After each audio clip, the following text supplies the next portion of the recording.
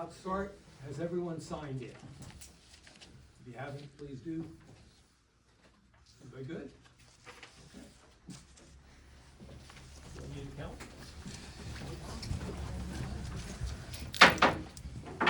Order. Start with the pledge to the flag. I pledge allegiance to the flag of the United States of America and to the republic for which it stands, one nation, under God, indivisible, with liberty and justice for all.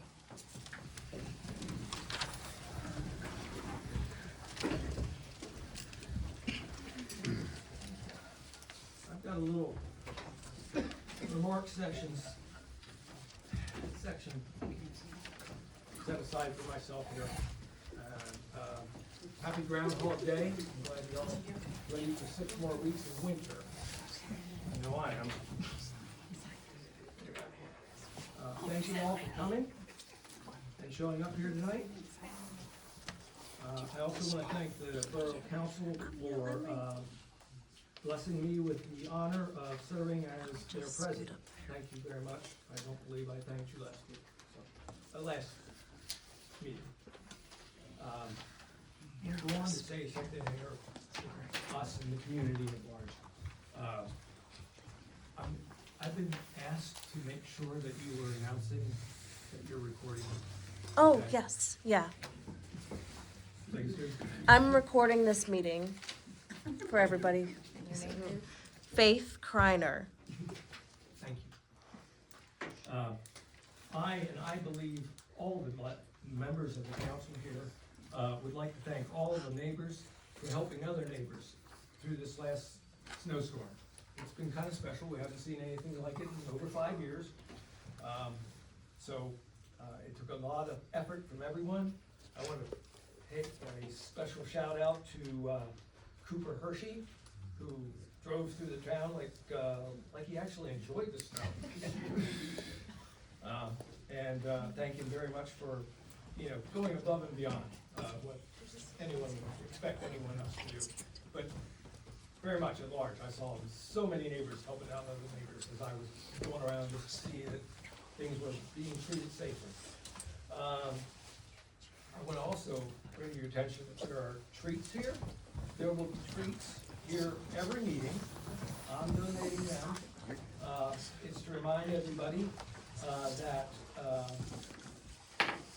what a special area we live in, and to be thankful for that and celebrate that. It's also to celebrate our semi-quincentennial, and I don't even know if I said that right. And to remind us again of allowing us the freedom to be here and gather like this that our forefathers brought to us. And also the right to express ourselves through our thoughts here and elsewhere. I'm also going to remind us that those rights come with responsibilities. As members of the council, that we treat each other and our members and our staff with respect and kindness at all times. And I know all our attendees will do the same here. I appreciate that. As a reminder to the council members too, I want to also remind us that we, with our paid staff, have an employee-employer relationship. And I hope you know what that means. We can't produce an unsafe or hostile environment for any one of us. So, just has to be said. I want to remind us. Thank you. I want to also mention, of course, then our commitment to the community at large, which is number one, the safety of our community, and to enrich the well-being of the community at large, and to keep the borough fiscally responsible. And that should be our above all goals through all our actions through the year. I want to also tell you, I promised you I would give you guys a schedule of when I would keep office hours here, that I'd be available here at the borough office. And I'm going to do the second and fourth Tuesday from 3 to 5 of every month. And last Monday from 3 to 4. To open your thoughts. Let's see here. I want to thank you for letting me go through that. I want to encourage all our citizens to bring positive community stories to the forefront whenever possible. This is a great community we live in. Let's boost it in every chance we can. And I appreciate that, and I know all of you appreciate that, because you know, when you love living somewhere, it's gonna boost our property values, it's gonna boost our well-being. And this is me in 1966, celebrating our centennial here in the school. And that's a wonderful thing. And you know, during our centennial, I looked all over for a tricycle to ride through it. I couldn't find one to save my life. I saw one on like eBay for $2,000. I was like, are you kidding me? For a tricycle? You know, adult one. Anyways, thank you for letting me share that with you. I appreciate it. Let's get on with our agenda. That I just hit myself.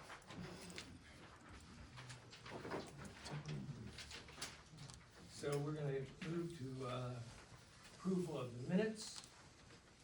And Ann, do you wanna think of movement prior to? Sure, I move to accept the agenda with flexibility.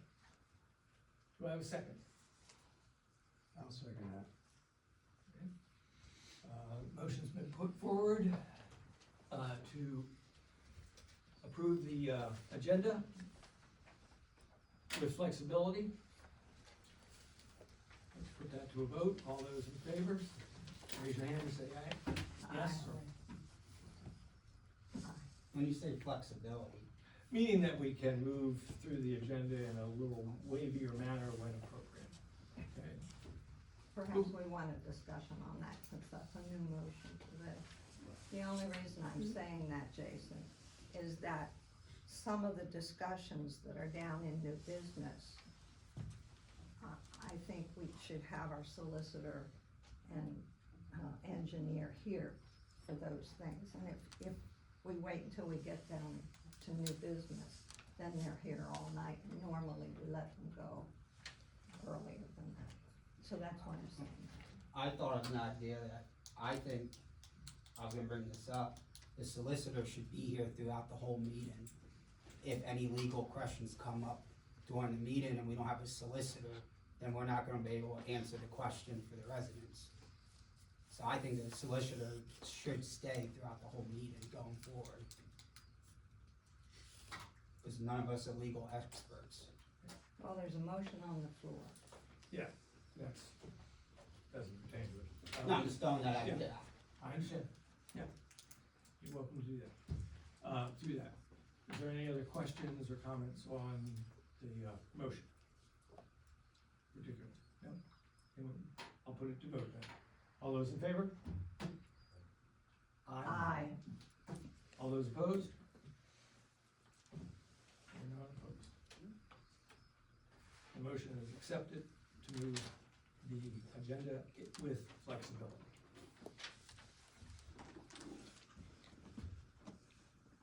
So approval of the minutes. Do I have a motion to approve the minutes? I'll move to approve the minutes. I'll second it. Are there any questions on the minutes? Any comments?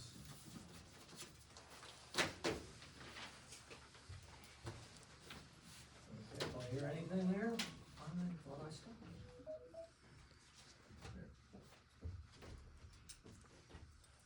Then I'll just put that to the vote. All those in favor? Aye. All those opposed? Please carry unanimous. Thank you. Approved minutes. We have on the agenda at this point, public comment. We're going to give the Pennsylvania State Trooper that's blessed us with his presence, and Troy, who's also blessed us with his presence, to go first. State Trooper first, please. Yes, good evening. I'm Trooper James Grothy, obviously with the Pennsylvania State Police. I've been out of York Station coming up on 11 years now, so familiar with the area. My new title is our Community Service Officer, / I get to deal with the media, yay. But now I cover kind of York County and Lancaster County in that kind of role. So Jason reached out, asked that there was some questions within the community. So come out at this point, and if anybody has any questions, feel free. Side note, if you don't want to address it here, Jason has my contact information. Also, if you just Google Pennsylvania State Police York, my contact information comes up there as well. So I get a lot of emails from the community about just different questions and stuff like that as well. So I mean, I have some questions, Yeah. but I don't know if I need to let Troy speak first or anything. It's just, or if I can do it during his time, because I know there's like a 5-minute. There is, but I'll ask them to stay through public comment and. He's done with what he. So is it all, okay, so is it all right if I ask you a question? Oh, yeah, Is that- absolutely. Okay, yeah, no, so the quick question I really had, and I don't know if you can answer it, because you just said you work with media pretty much, is about speeding issues. So it's no secret, we live on this state road and there's just a huge issue with speeding. In particular, it's usually semis mostly. I mean, they've knocked out, I don't know how many columns in our circle so many times that we've had to replace. But my question to you is there a particular, I don't know, schedule that the state police are typically supposed to allocate towards a certain area, or do you know how that works? no, we don't allocate, like, we're not like locals where we have to spend so much time in a borough or a township with that contract. Like, we don't have a contract with Jefferson Borough, Right. Pennsylvania. Like, if you don't pay for local law enforcement, you get us. So what happens is if you're having speeding, which as you can imagine, we take a lot of that calls. Every single neighborhood will probably get a call saying that there's speeding problems there. So if they call that, what we typically do is put a call into our system. If most people provide a time, like, and it's usually rush hour in the morning and rush hour in the evenings that they see speeding, and we'll put that call into our system. And then whatever trooper's working that zone, if they're not on a call or another issue arises, then they try to get to that to observe the speeding. So it's kind of like on a case-by-case basis. If a call happens, you go in. Yeah, find if out people things. call, you can call and say we've had speeding issues and we'd like to see if a trooper could come out at certain times to. So my do other that. question to you real quick too is there, so like, you know how you'll see those portable trailers sometimes, places where they pick up the speed? Mhm. Is that something that has to be contracted to be able to put that out there, or is that? So those are only for like, there are mainly two reasons why they go out there. One can be for a traffic study. Okay, So if you know anything about PennDOT and different things, to get anything approved, you have to have, most of the time, a borough or township has to do a traffic study. And they have to show that there's speeding involved. Other times, which I think it does work, it kind of sounds stupid, at least to me, but a lot of people are cruising, especially in these new vehicles. You can cruise and you don't know how fast you're going, and then you see that speed sign pop up, and you're like, oh, I know it's happened to me, where I'm like, oh, I didn't realize I was going that fast. You actually slow down. right, They're not there to, like, they don't record any vehicle information or anything. Like, they're not an actual speed camera. oh, they're not, okay, so the mobile units aren't. No. Does the Pennsylvania Trooper. State Police use, Can you tell her about the state police commercial vehicle units? So we do have, we call them MIXAP, motor carrier enforcement units, that would be specific for, they target the tractor trailers and stuff like that, commercial vehicle drivers and stuff like that. So if you call in and you have a specific complaint about tractor trailers and stuff like that, that would get forwarded to them, and they can come out and do specific enforcement related to that. is that another kind of thing where if it's just, if they're in the area that day, that's when it happens, or are they tracking the So, complaint? sometimes yes, sometimes no. They have more of a schedule where they don't respond to calls. So they're not gonna respond to 911 calls or different things like that. So they kind of make up their own schedule as far as they're there to enforce the commercial vehicle laws. But there again, if we sit and we see generally between this time and this time, and we call them up and say, hey, on York Street from, 2 to 4 in the afternoon is when I'm seeing the most, that will help them out and make their schedule to benefit ourselves. Yeah, If absolutely. we can provide those types of trends and windows to them. Yeah, absolutely. If you can provide times, that is obviously gonna be a lot better for us. And if it's specifically one vehicle or two vehicles, that helps us even more. that we can be on the lookout for. We get our popcorn, sit out there. Yeah. Side note, I will say, it's surprising how many times that people call in and ask for like us to come out and speed enforce it, and then we ended up pulling that person over for speeding. What about the PennDOT trucks that go flying down the road? So you could always, no, I understand that. My first train of thought would be to call PennDOT and, like, talk to their supervisors and say that you have that issue. Yeah, I'm not surprised. I'm calling the stadium the red line, I have a question too. Yeah. With all the cameras and everything that everybody has, if there's a particular person we catch on camera, if we call and say, hey, that person is driving, what, 80, 90 mile an hour? You know, The motorcycle a you know couple what years I'm ago. talking about. This person's driving erratically in town, we actually got the picture of the guy, is that something we can call into you guys? Is there anything you guys can do? Well, if you have a plate, you can absolutely call the police and file the report and then show up to court and get them a ticket, ask me how I know. Yeah, so that's one of the big issues that we run into is people are like, well, I'll provide the video, but then they don't want to show up to court. Yeah. And we would have to have you testify. So if you're willing to testify as a witness, now we can't hit them for speeding because we don't have their exact speed. But depending on the video and what you're testifying, I mean, you could get like driving too fast for conditions if they're clearly traveling at a high rate of speed. Thank you. Is it safe to say that if a road in the borough doesn't have a posted speed limit, like the main roads have a posted 35, all the other roads that don't have a sign, are they maximum 25? No, so I mean, technically by state law, if it's not posted on a speed limit, it's 55 miles per hour. In a borough? Anyway, Wow.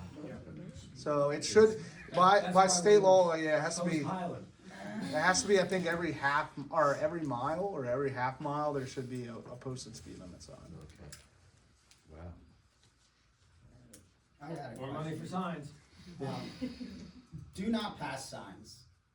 Because I've heard different stories, and I'm asking for myself because I live right next to a do not pass sign, but I'm asking on behalf of a resident too. When it comes to horse and buggies, there's a law that you can pass the buggy in a safe manner in Pennsylvania, I believe. But can you pass a buggy in a do not pass zone?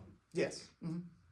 So what does the So do not pass The zone? no passing zones for another vehicle. So most people don't know this, but if you're not in a no passing zone and it's a double yellow line, you can still pass a vehicle.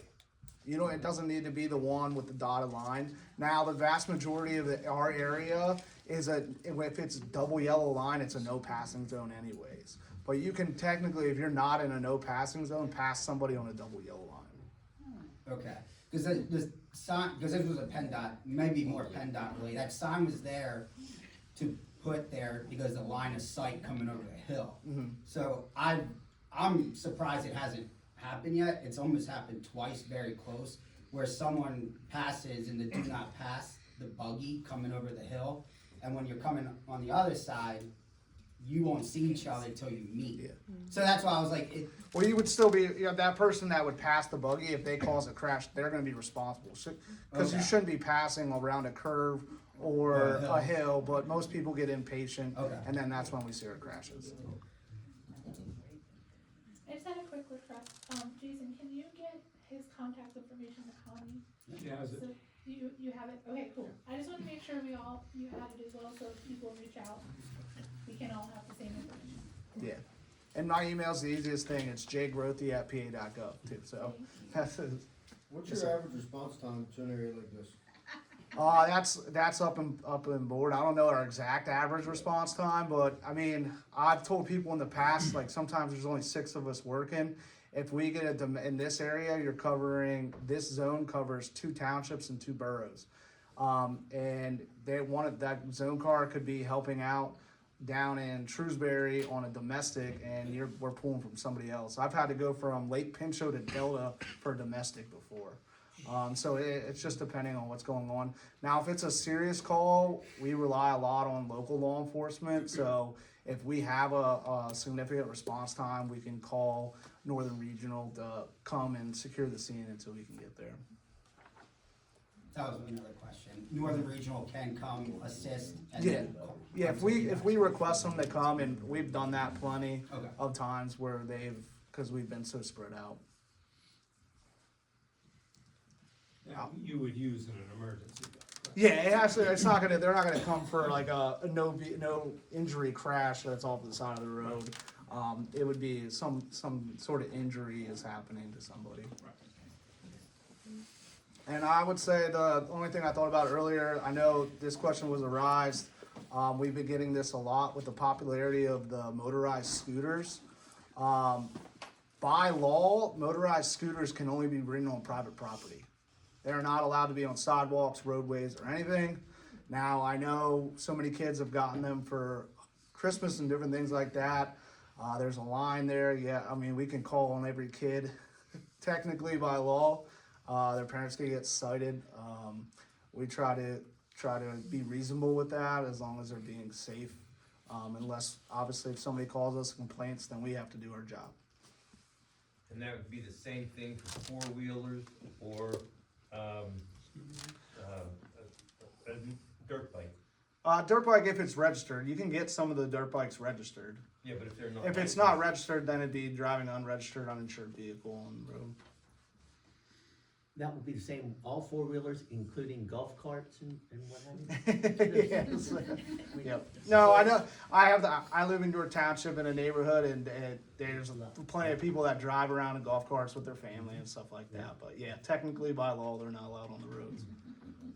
Technically, in Pennsylvania, you're allowed to have a golf cart that's registered, has all the necessities. Yeah, For that, for any road, 35 miles an hour or less.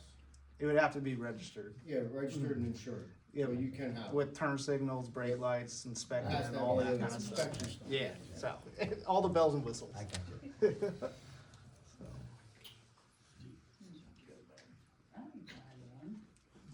If those are all the questions, thank you so much. Yeah, no problem, feel free to reach out. Welcome to stay as long as you want. Came to criminal activity next door to me. Okay. What to be looking for. You talking about like drug activity? Drug activity for certain, yes. I mean, one of the, Drug activity, multiple people living there, not being there, cars disappearing, coming back, all kinds of just Shady shady stuff. Over the last like couple years.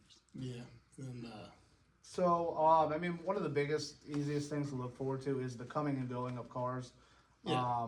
Especially a lot of times they just pull up and then somebody from the house comes out. oh yeah, And then no, it's it's there for definitely fun. it's definitely going on. Yeah, so It's going on. So what can I do? What if you can send I me do? that information, what we do with that information is we'll send it to our vice unit, which is your undercover drug guys. Right. And, then they'll work to, set up a CI to buy, Because, or they'll just it's- set up surveillance on it. Right, because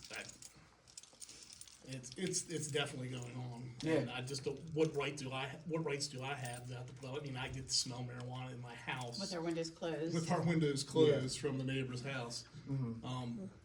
That's a public nuisance, am I correct in the assumption of that? That wouldn't be a public nuisance, so when it comes to marijuana, with the medical marijuana stuff coming out, it's a little bit different. Now, you can't smoke medical marijuana, a lot of people don't know that, so it would depend on, like, what kind of smell are you getting, Oh, it's and then- marijuana. Yeah, so, I mean, but then if they say they have a medical marijuana card, there's not much we can do There's about nothing we can do that. about that, so, I mean, there's not a public nuisance when it comes to that. Nope.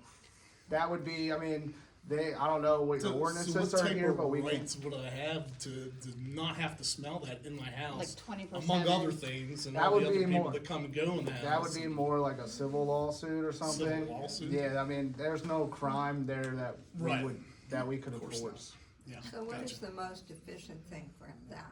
Is it to call into the office and give that information, or is it for them If- to give the Like I said, information? we If could you call just- in and they could possibly. You could do that, investigate. or if you wanna type it up in an email of what all you're seeing and everything like that, that would be the easiest thing, and I would just forward that over to our vice guys. Right, I know we've, not all the time, not consistently, we've taken pictures of vehicles that come and go. Yeah. to Because they park in residents. front of our house. Yeah, if you have any of that And we information don't or want that. Which pictures, is not a crime also, you know, Yeah. but they'll continue, they just don't care, and they know what they can get away with, and they take it to the full full max. Yeah. It's Any of that extremely- information, we'll pass it to our advice and intel guys, and Right. it might be connected to something already, so it's not like it wouldn't hurt. I would hope so. Yeah. All right, thank you. Yeah, absolutely. All right. Well, thank you, everybody. Have a good evening. Stay warm. Thank you. Be safe. Yeah, will do. Thank you. Trooper, Yeah. I'm gonna have some rebuttal to you. Okay. Not rebuttal, hang around. All right. To back up what you were saying. Okay, good. Troy, please. Okay. I'm Troy You got my Snyder, back. Chief of the Jefferson Fire Company, and this is Kevin, the Assistant Chief. So some of the things that were asked of the trooper, we run into. So the response times, and he said that if they're busy, they have other agencies come in. They do that. So if we're on an incident and we need assistance, we say, hey, we need assistance now. They'll relay through them, and they'll say, yeah, go ahead and send somebody. And we've had regional come out and assist us until they can get there. So that works. So I'm gonna get into 66 Baltimore Street here in a little bit. But I just wanna say that we worked with the troopers numerous times in extended periods to address that situation at 66 Baltimore Street. We kept going back and forth, they kept going back and forth to try to come to a resolution of it. It basically comes down to is the failure of the state mental health crisis in the service that the state provides for mental health people. We could not find an agreement to that. Nobody wanted to address it. The county didn't want to address it. The State Department of Health didn't want to address it. Unfortunately, luckily for us, but unfortunately for the individual, they just moved that person away. So that person's still out there, still has some issues, and nobody wants to address that person's issue. But I just want to say that the state police were there and put some time in trying to address that situation. So it was a subject kept calling on. Yeah, I'm familiar with that one. Yeah. I mean, we just couldn't find anybody that was willing to Yeah. take it on. Yeah, no, when it comes to mental health issues, I mean, unfortunately, they're back out really quickly without any help.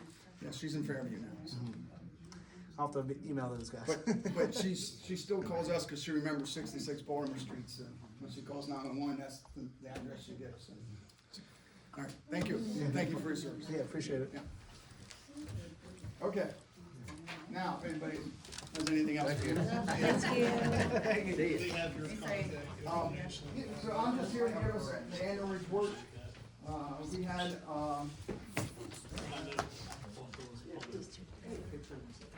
we had 454 calls last year, total calls, that's an increase of 48. We had 22 working fires. And a working fire is a fire where we actually have to pull hose off of the water. We don't use an extinguisher on it, I mean, we do, but that's not a working fire. So working fire is where we actually have to flow water onto something that's burning. In our area, we had a total of fire loss of 444,653, and that was on 8 different calls. So, I appreciate your time, buddy. Appreciate your service. Stay safe out there. we had a total of equipment responses of 453. That's when each truck goes out on call. We've driven 3,839 miles on those calls. And the fire company has given a volunteer time of 10,046 hours of free service to the community.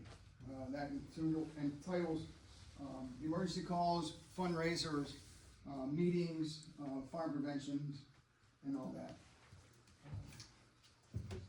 So our response time till we actually leave this, from when we're alerted till we leave the station, is still 4 minutes and 53 seconds. Our time to get from when we're alerted till we arrive on location is 13 minutes, and their averages, at 13 minutes is a little high this year because we responded to Cumberland County 3 times on fires. So we were actually in Newville, Cumberland County, and we went to the Michoud State Forest fire. And we spent a couple hours up there when that was going on. So, in the borough, we responded to 85 calls. That was an increase of 38, and that was a percentage of 18.7% of our total calls was in Jefferson Borough. So we had 11 fire rescues, wires down, and miscellaneous calls. We had 74 EMS related calls. And our EMS related calls are when we go to assist the ambulances that are coming in to transport people. So we provide first response medical support until a unit comes that can take the person to the hospital. So 34 of them were at 66 Baltimore Street. So, and like I said, that was all more or less a mental health issue, and nobody wanted to address it. The facility tried to address it, and they were investigated by the Department of Health as doing something wrong. But they were trying to correct the problem, and so that's why I said our mental health service is totally out of whack. So in the borough, we had a fire loss of $245,000. That's estimated. That's what we estimated at the time of the fire. It's probably a little bit higher than that because when they come in and start looking at actual building and all that, they always find more. So it'll probably be actually a little bit higher when the insurance gets done with it, but that's what we estimated to that. So that was on 3 different fires. We had a fire on Lakeview Drive, we had the one on York Street, and we had the one on Hanover Street. So going back to the fire loss, so I said we had the fire loss of $400,000. We estimated we saved $832,000 worth of property.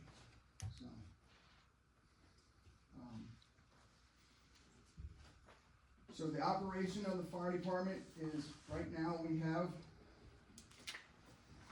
a fair amount of people that are volunteering their times. Sometimes it's a little low.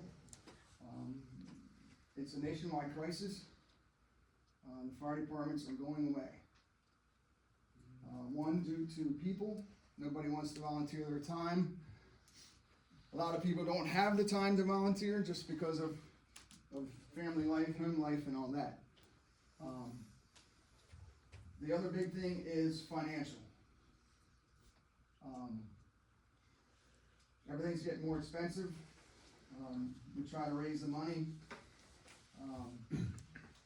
But by selling a sandwich or a soup sale, we're not making enough money to pay for our apparatus and our equipment. The closest one here was East Prospect. They closed, their fire station closed the first of the year, mainly due to financial. Some of that was in-house problems. A lot of it was that they had received no support from the municipalities to support them financially. There's a lot of good articles out on YouTube. If you search volunteer fire departments crisis, shortage, or whatever, it pulls them up. And it does a lot of explaining on the issue, like I said, nationwide on the volunteer fire service. Years ago, we had volunteer EMS service. The ambulances were all volunteers. There are none left in York County. They are all paid now. And that's the way that the fire service is going also. There's 2 more stations in York County that are going to start paying people to run the calls. So,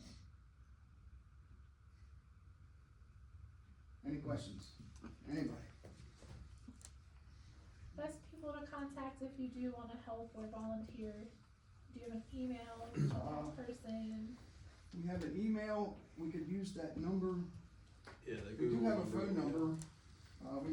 We have a phone number for our events, for people to call and leave voicemails and all that. We can start putting that out there. Facebook, just contact us on Facebook. Facebook is big. Make sure you get the right Jefferson Fire Company.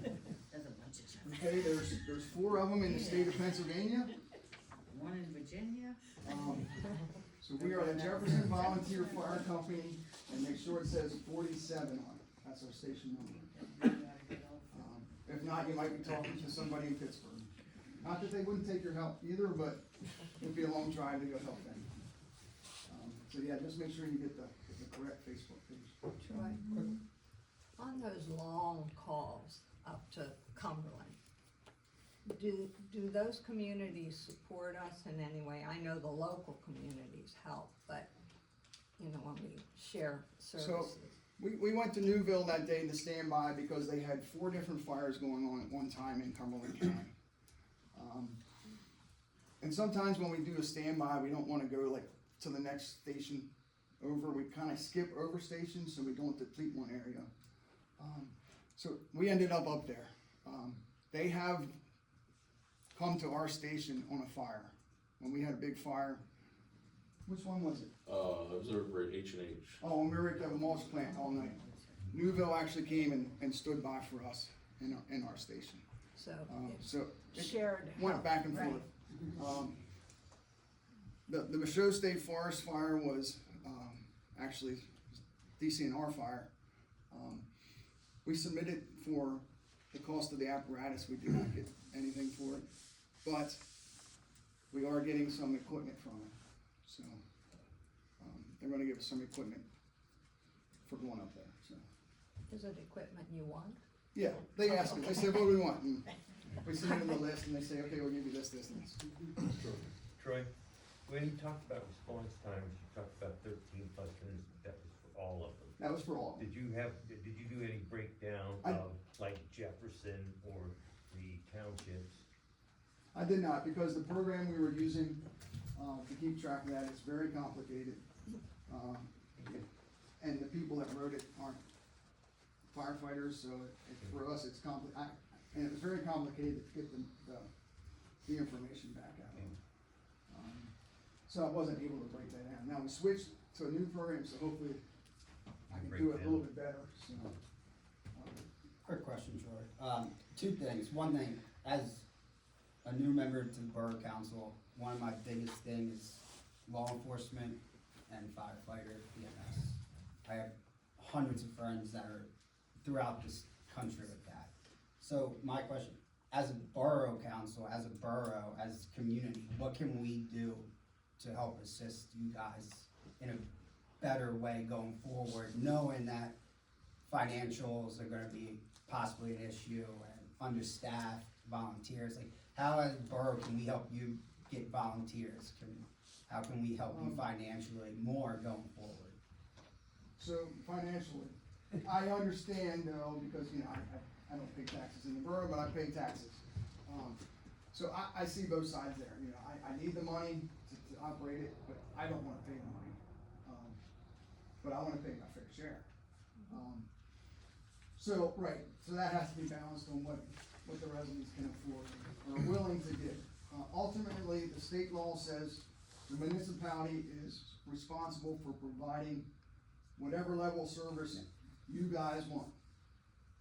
I mean, if you guys say, hey, I only need 1 guy, then we figure out, okay, that's the cost for 1 guy and 1 truck. That's what you pay. But if you say you want enough people to come and put my house fire out, you know, then we have to try to figure out how we can pay for that. The other thing is what I submitted today was the tax credit. So we had 4 people that were eligible last year for that. I don't know if the new people are aware of that. So it's a tax credit towards the real estate or earned income. You guys have it set for $500 limit. So there is, there's a scale. You have to put in so much time, you get so much credit for each event. Okay. And you meet that criteria, you get, you know, a little bit, the person gets a little bit of refund back. Understood. So we can push that more. So, you know, you could get, potentially you get $500 from the borough as a reimbursement. If you actually run emergency calls and you make enough, your county gives you 100% of your county taxes back.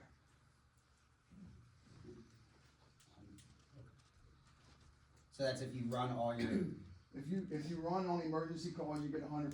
Now, if you, there's a category, it's called like supporting, so if you wanna help like at fundraisers, come to the meetings, and all that, you get 50% from the county. And then up to the $500 in the borough. There's a point system they use that's on their website. If you go to the county's website, you can see all of that. So it's kinda along the line of what the boroughs is. They have a couple different categories, but, yeah. So that, I mean, we could push that if anybody's interested. You don't have to run the emergency calls, to get credit. You just have to be, like I said, a supporting member. The big thing is the fundraisers, and even come to meetings. Once you're a member, our meetings are open to the public, even if you aren't a member. when are the meetings? Second Monday. So we could always like I was talking to Dave, we could use an IT person. To That's not understand, me. you know, we're looking for people like that, or people that, Okay. you know, wanna, you know, there's always things that we can do, you know, maintenance wise on the building and things like that, you know, so even things like that. Trucks are getting older. So, yeah. Good shape. So I would like to, at some point here, have a presentation for the new members. And, cause Cadorus Township has some new people. And just have a Saturday morning or something, and we'll go over everything that we have to do and our responsibilities and, you know, what we actually need. And, you know, have everybody just come and then we can show them. You know, like Frank said, our trucks are old. We have 2 trucks that have motors in that I just read that we might not be able to get parts for them if we need motor work done, because of the age of them. So it's like anything else, if it's older than 10 years, we can't get parts. Hey, Chief, this might seem irrelevant, but it was brought to my attention that the fire hall, the event hall, doesn't have air conditioning. Do you think if that had air conditioning, that would help you with fundraising in the summertime? It could. It is all Thanks for bringing that up. I forgot that. That goes back to Jason. So you asked what you could do. So you can help and assist us by running the grants. There's grants out there. They have to be municipality based. So if you guys write the grants and, you know, we come to you and say, this is what we need, there could be a grant out there and you guys have to write it. We're currently working on one. Yeah, Christenfeld told us it was approved for the air conditioning. So, the state senator, Phillips Hill, said, put it in, she'll get us the money. Yeah, that's what she told us. So, he submitted the grant, apparently the grant period closed, so I hope does it carry over to the next period? Well, we'll find out. The award was done, and then this will be part of the next round. So we made submission obviously for this round. Depends how long the state takes with the budget and whatnot to then be approved, so. Well, good, I hope it works. Yeah. Thanks for bringing that up, Todd. But yeah, so that goes, there's a lot of grants out there, but like I said, you guys, it has to come from you guys. There's a lot of more specific grants. We applied for one that's available to all municipalities. There's a lot more specific grants that were used by firefighters.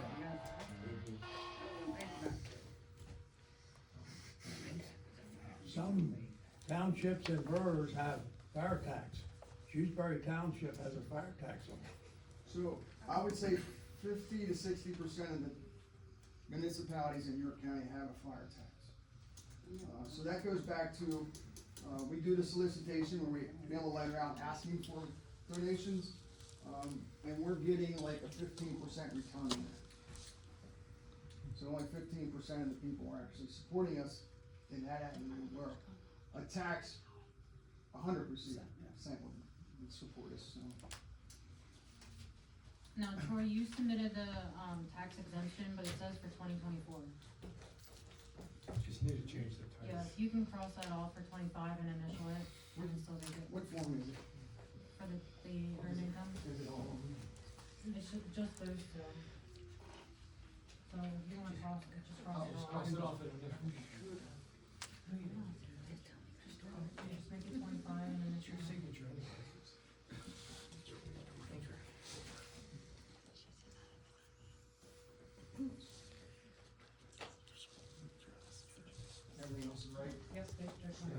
might mention what a set of turnout here. Yeah, so everything's gotten, so we have to, our protective gear that we wear, it's called we call it turnout gear, or personal protective equipment. So that is close to $10,000 a set. Not quite 10,000. And it's only good for 10 years. So if we buy one and it goes in one fire, it's still good, but after 10 years, we technically cannot continue to use it. So we're allowed to pay with that from the state program. But that rate has not gone up.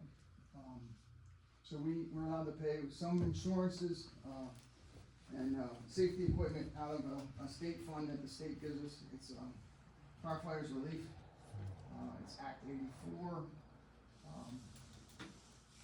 That's the other thing is you could push the state representatives to change that act. So the state collects money for fire insurances, policies that are issued. It goes into a fund. They divvy out like 9% of it. We don't know where the rest of the 90% of that money goes.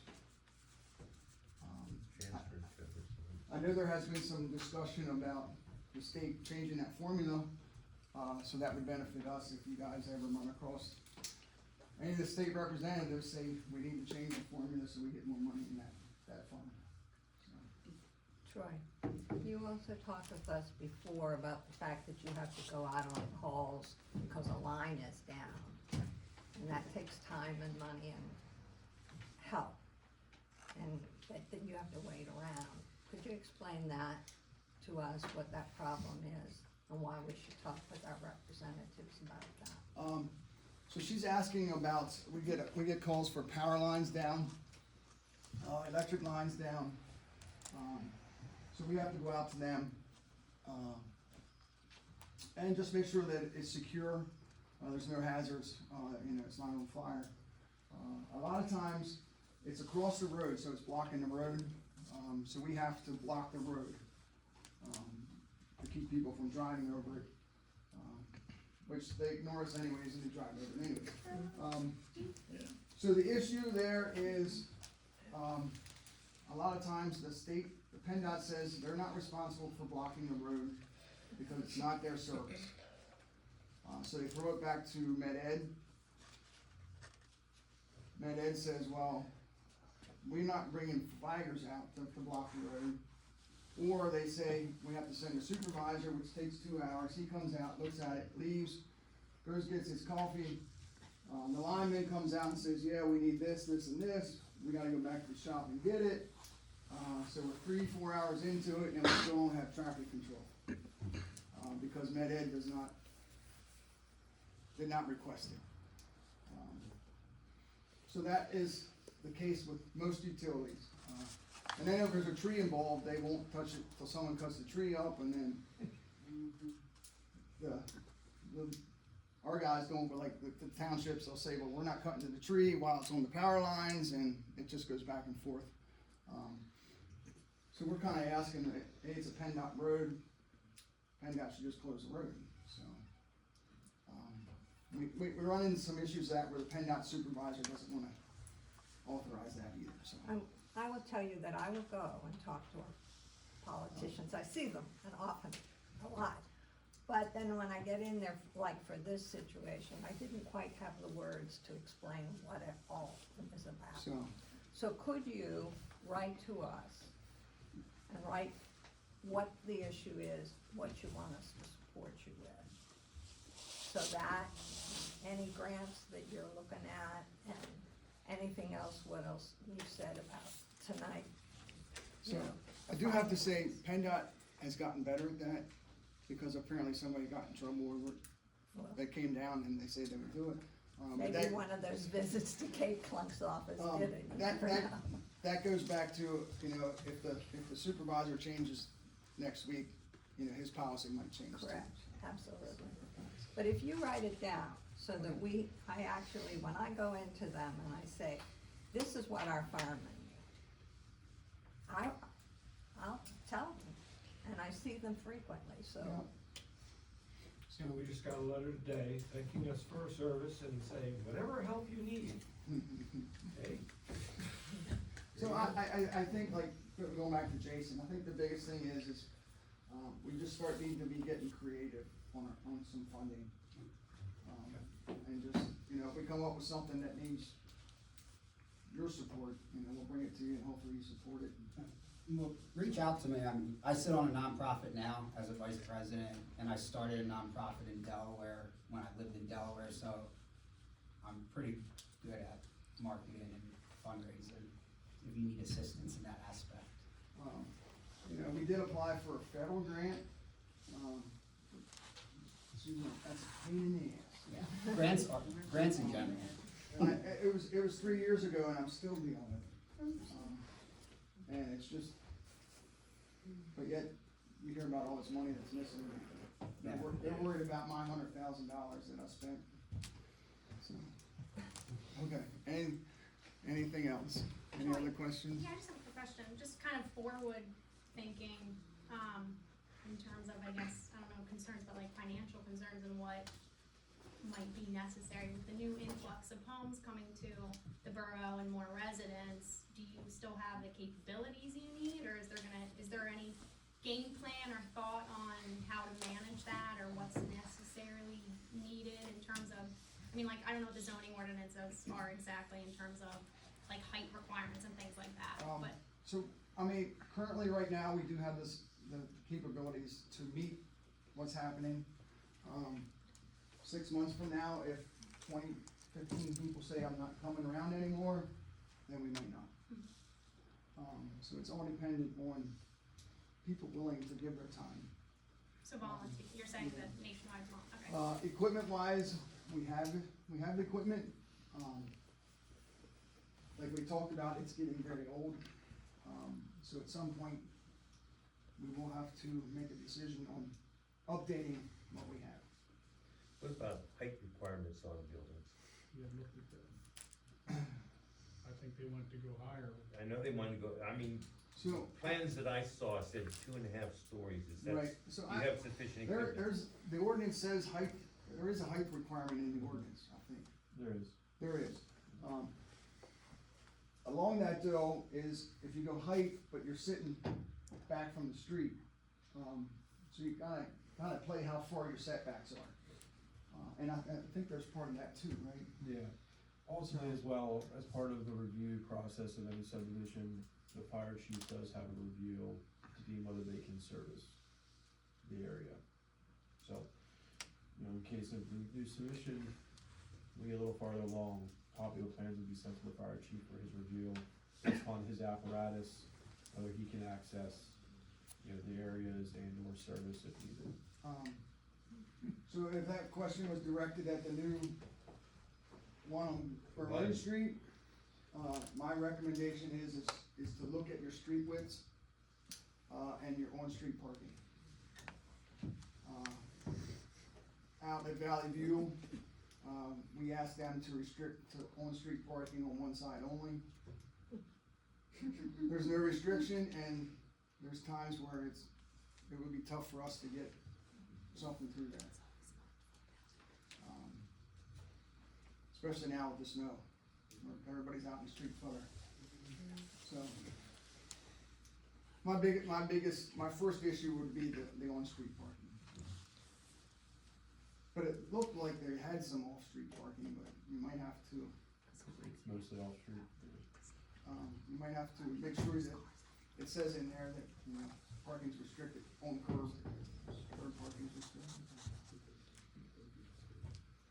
That's helpful, thank you.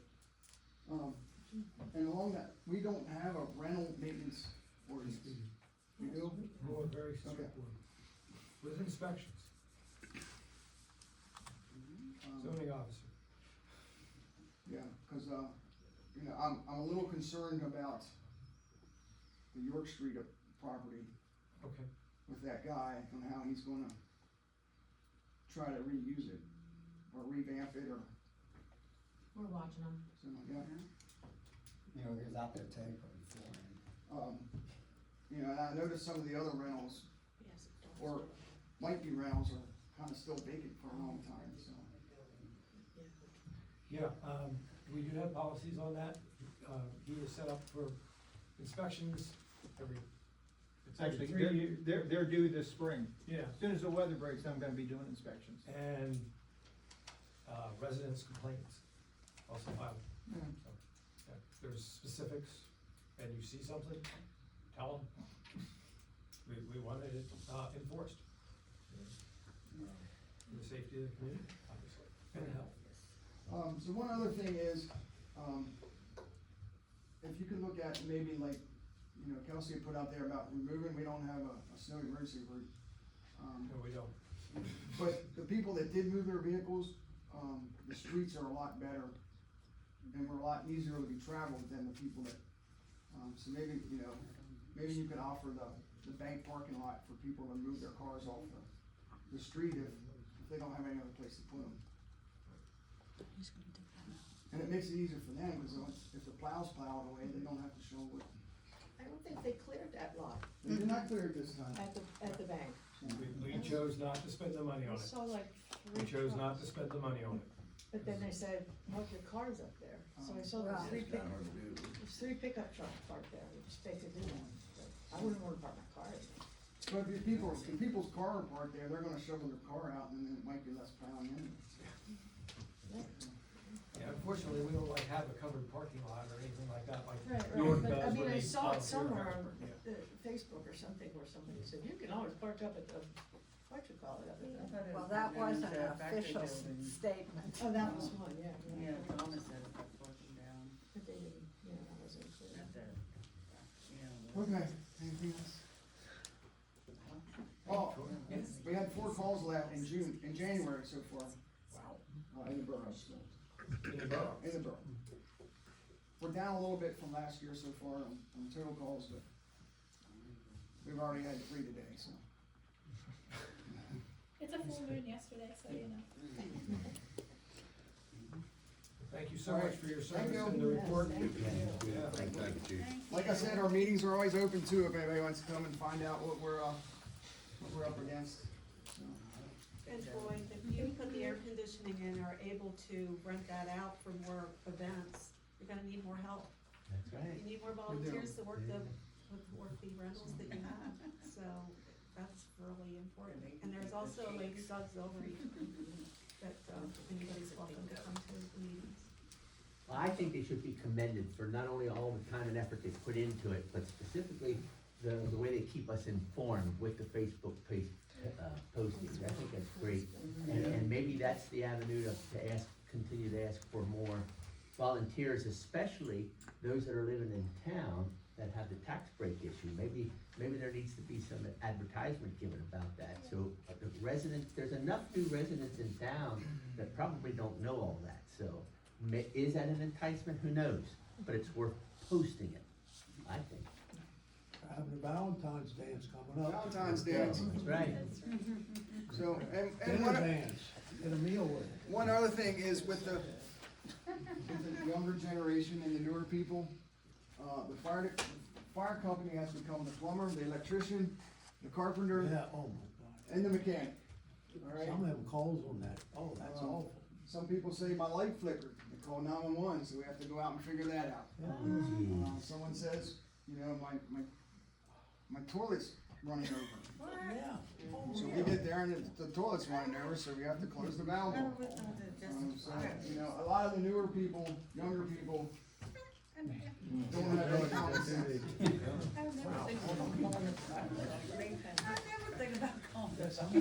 So there's no app for turning off your valve on your toilet, right? YouTube, we're up on YouTube.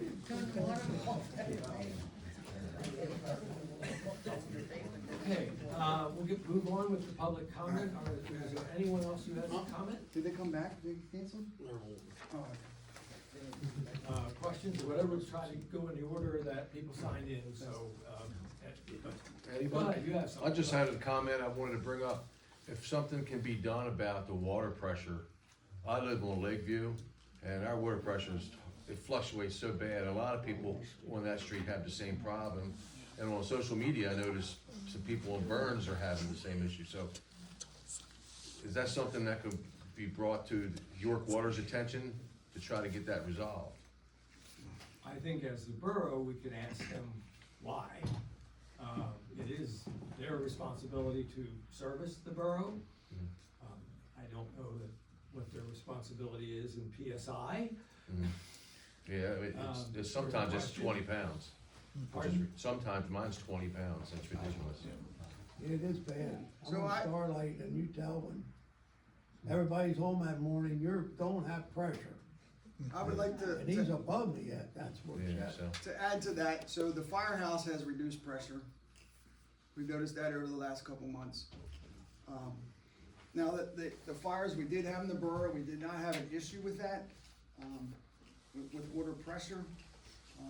Somebody had that one out there. But if they were anything larger, we might.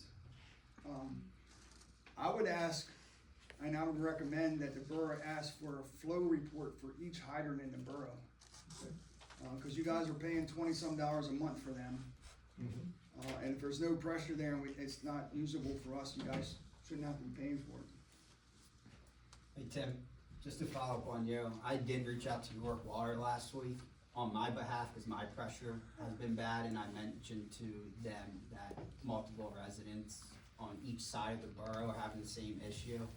I'm waiting for the guy to call me back because he's also gonna answer my question regarding the new development and adding that much more water lines and how that would affect our water pressure as a borough. So I have that question in line for him. I appreciate that, thanks. I don't know if the tank's full or not. It's supposed to fill at nighttime, but I don't even believe that's full anymore. But years ago, they changed valves down at 7 Valley somewhere, and we had more pressure. So that guy probably retired, somebody went there and opened all the valves again. But I guess that's only, what, a 12-inch line coming up from down there? Yeah, it's no bigger than that. And I know the hog farm down there is only 2, coming up the 7 Valley Road. So it's a lot of draw off of that line before it gets up here. And a lot of times the volume's there, but the pressure's not there. So we have ways of hooking the fire trucks up to increase our pressure. But I would recommend that we get a flow report for each hydrant. So we're not paying for something that we can't really use. Cause I know some of the hydrants are still 4-inch connections on the old system, and so. Absolutely, try to get that. Any other question? Dave Leffler, previously council member, I would suggest that every borough resident call York Water Company. Because the borough has called them consistently for years and years and years. And everybody, what I hear tonight is that it's getting worse. So the borough is not gonna probably be able to solve the problem for the residents of the borough. Actually, the guy asked for me to recommend borough, and I told him on the phone I was borough council, and it didn't change, it did help a little bit. 1990, the borough sold out the water company to York Water, and York Water, you gotta handle it the same way you do if you have Med Ed. The borough has nothing to do with York Water. I'm telling you, that's why you ain't getting nowhere when you call in there. I did. But You probably think you did. individually, you get more, every time you call Just like when in, I that's called the another coffee shop, complaint. show up. They'll register. For months, everyone So said that's that why it's people more show up. important that the residents call. Yeah, if you have 655 people calling, they'll do something. Yeah. I think that's the point. Does the water company have to do the pressure check? Or is that something a plumber can do on your home? Plumber could do it. A plumber can do it? If you have a backflow. Right, yeah, okay. Or you call 911. Thank you, I didn't know.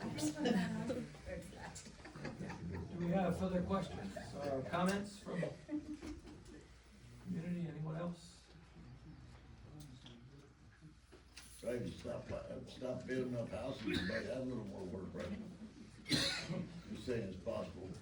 We're not building any houses. I know you're not. Voted for it though. Yeah. Yeah, you guys voted for it. You didn't vote for it, but he did.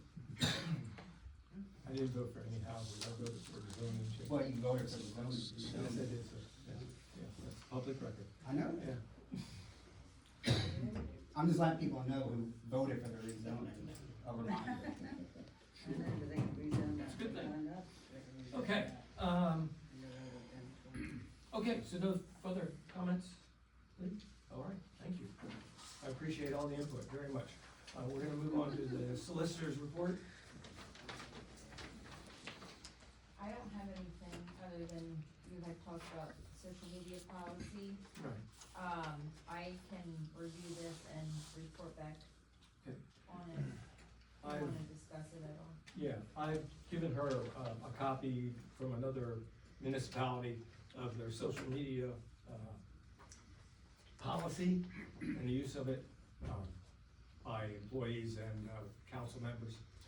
And asked her to review and come back with any recommendations so that we might or may not put it to motion and see if you would adopt such a thing. So I'm looking for the input first before we go any further with such an idea. And with that, she is also, pardon? CJS, right? CGA has brought a proposal to myself on the changing of their service to the community and to the council. As solicitor, she's offered several ideas that we'll put under consideration, maybe not here at this meeting, but in the next future we'll get it on the agenda about we may be asked to have a less experienced solicitor than Devin attend this meeting because they're having conflicts with their schedules and servicing all the communities at the same time. She has also offered the idea of changing the meeting night to accommodate a different schedule or a different person being able to attend. And or third, perfectly willing to stand by and support a change in soliciting services. So those are things I'm bringing up as considerations that we'll be bringing up much further in the future. So keep that in mind. All right. This is warning, not movement. Do you have any comments on that? Did I say your proposal fairly well? Yeah, I have so many conflicts with this night, and I have little kids, so I'm trying to figure out something that works for all of you. I will definitely stay on until you find what you're looking for or make a decision, so I'm not jumping ship or anything, but I would like to transition to somebody else in the future. Thank you. Appreciate all the help you've given us so far. Thank you so much. I guess, I don't know anything else. We're gonna move on then to the engineer's report. Yeah, so first we have J. Myers update. Full plans were received January sixth this year. Currently finalizing our review. Expect to have a comment letter issued by the end of the week. Extensive review, extensive comment letter, so this will just start the process. We're looking at months, I would say easily months of back and forth, depending on how long it takes them to address the comments and go through the process. So, that will be handled mostly at the planning commission, when it does actually get into review. Once it goes through all the comments, then it'll come back here to borough council. But anytime it goes to either planning commission or zoning hearing if needed, obviously there'll be postings and public notice available. But that's currently where we stand with the terraces at Roberts Field.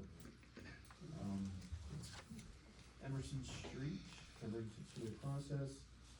Yeah, we obviously have to repeal the ordinance in place for Emerson Street, as well as go through a traffic study. And it has a COG form to handle that. Goes through crash analysis, line of sight analysis, clear stopping distances, things like that. We have to obviously sign off on and have it for your records to verify why you're making the change. And then there's the process of actually doing it after you complete the traffic study would be notification of the general public by news and media, providing adequate sight distances at all intersections by removing any parking, vegetation, etc. I think that's actually been done already by the person clearing the trees. Installing a two-way traffic sign, obviously to make people know that there is a change, and then pulling any paved markings, which I don't believe you guys have out there, addressing that. And then upon the date where it's been agreed upon that there would be a switch, obviously removing the do not enters, opening up the two-way traffic signs for a period of at least 3 months. So that's the actual signage process in the public process, but prior to any of that, there would have to be a traffic study completed by ourselves and traffic engineer.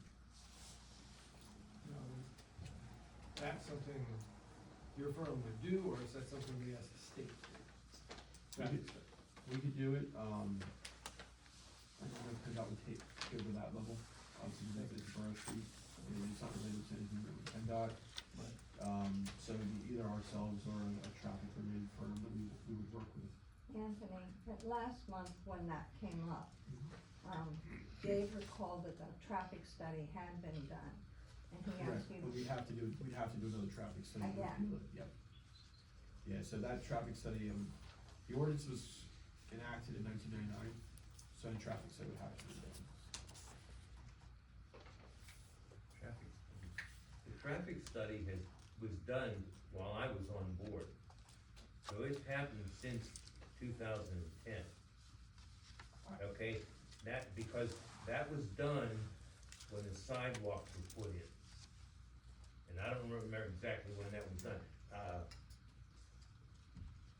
But it hadn't been that many years ago. Was there a traffic study done to turn the road to a one-way street though? No, but all the site triangles would have been checked. But the traffic study has to be done for the purpose of changing the direction of traffic. Okay. Thanks.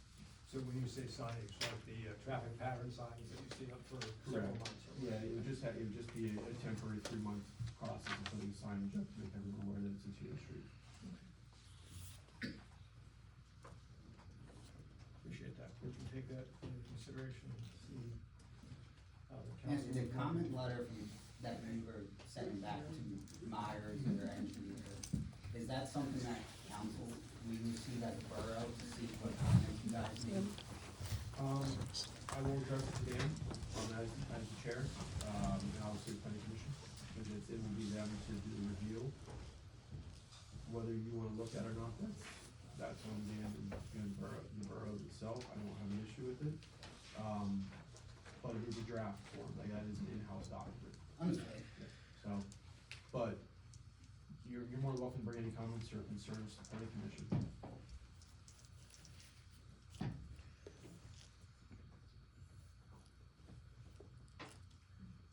And then Jess Fieldhouse from our office is here today, so she has the updated report for the feasibility study. So I mentioned the last meeting we would have it available, so I wanted to make sure that we had it here to hand out, and if there's any questions about the process or things going forward that we were here to address or be able to answer this. Obviously, we can obviously have a more formal presentation if it's preferred at a later date, or obviously, I think we have Jess come back again at a later date to answer questions when you have time to review.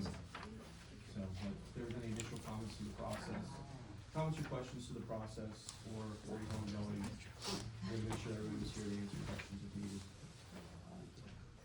Can either of you address what changes are in Yeah. here that I would aren't be- in the? I would be happy to do that. So, again, everybody, my name is Jessica Fieldhouse, I'm a planner with C.S. Davidson. The borough contacted C.S. Davidson and asked us to perform an analysis comparing this structure and location, 48 Baltimore Street, to 6 Baltimore Street, which was given to the borough. The scope of work for that analysis, we were to look at the zoning, right? Both locations have different zoning districts. What can be done with both uses? We took a look at the physical condition of both structures, identified future needs. This is a long-term outlook. Identified what the future needs were for the borough, so we can all feel this one. This is a quite intimate setting, so we identified in the study that one of the long-term needs would be a larger meeting space that would accommodate more people more comfortably. This was all reviewed with the public on November 19th, so what changed in this study is we now have a summary and discussion of the comments during that November 19th public meeting. In addition to that, we also included an assessment of 2024 utility bills between Met Ed and Columbia Gas for this location and the 6 Baltimore Street.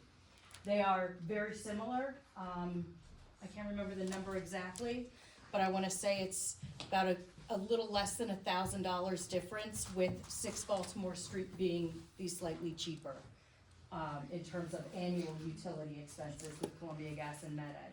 The other thing that we did was we included, One question about the electric Yes. and utilities. Were those prices the ones after the borough took over, or from when the bank had possession? it's from 2024. The bank closed November 24. Yeah, It was so, it was the last year that the bank was running on their, yeah, so the utility bill probably would be higher because the borough gets a cheaper rate on some of the utilities. it would be cheaper for us going forward. That's what I'm saying. Yeah, but It would be more in The- favor. the Yeah, data even more given, More than 1,000. yeah, the data given was based off of their rate and ours. 48 Baltimore Street, $7,300 for electricity and gas, and 6 Baltimore Street, $6,700, plus whatever savings we achieve because we're a municipal government.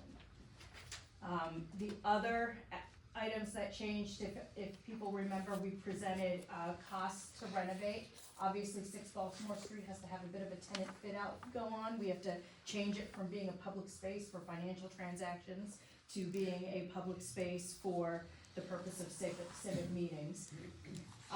This facility is a very old, historic facility. It's got old and historic systems in it, and those need to be updated.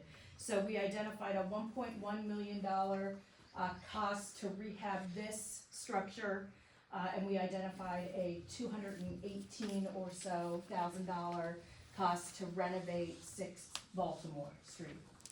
What this also includes is an amortization schedule that tells the borough how long they'd be paying debt service and what they would be paying over a time period for funding all of the improvements at this location at once, or funding all of the improvements. And again, this is just to help the borough identify from a long-term perspective what's best for our needs, what's best for our financials, what's best for our citizens. Was the 2 quotes from the Source Royal Square Development Corporation, is that the only quote we got? That is the only quote we got, and the reason that is because of the scope of this study. We were not looking for quotes to help engineering or bidding, we were looking to set a baseline. We wanted something from an experienced contractor to give us a hand with at least figuring out where our benchmarks are. But another experienced contractor could give totally different numbers. I would expect numbers to be different, I don't know that they'd be that That different. 1.1 million seems very, very high for this building. We're all comfortably in it right now. So I'm just wondering how that got 1.1 million. It's a 20-year outlook. I, Of upgrades within the 20-year outlook. I'm It's just, a 100-year-old building. I got a 100-year-old house and I'm not putting $1 million into it. Okay. Yeah, they're not saying you have to do that, they're just giving. I'm not saying that, I'm saying typically when you do contracting bids, you get multiple contractors to do a But bid. it's not so a you have- contract. Jason, It's not a contracting bid. back into order, please. Thank you. I'm bringing up ideas. That's fine. We're having it's a reasonable discussion, but it's during his report, so we need to let him report. But regardless of that, look at this more as a percentage rather than the actual numbers, because these are not real numbers. They're Alright, rough- well, that's what, They're rough order of that's what the magnitude. public needs to know. So, think of it more like this, please. It's not That real numbers.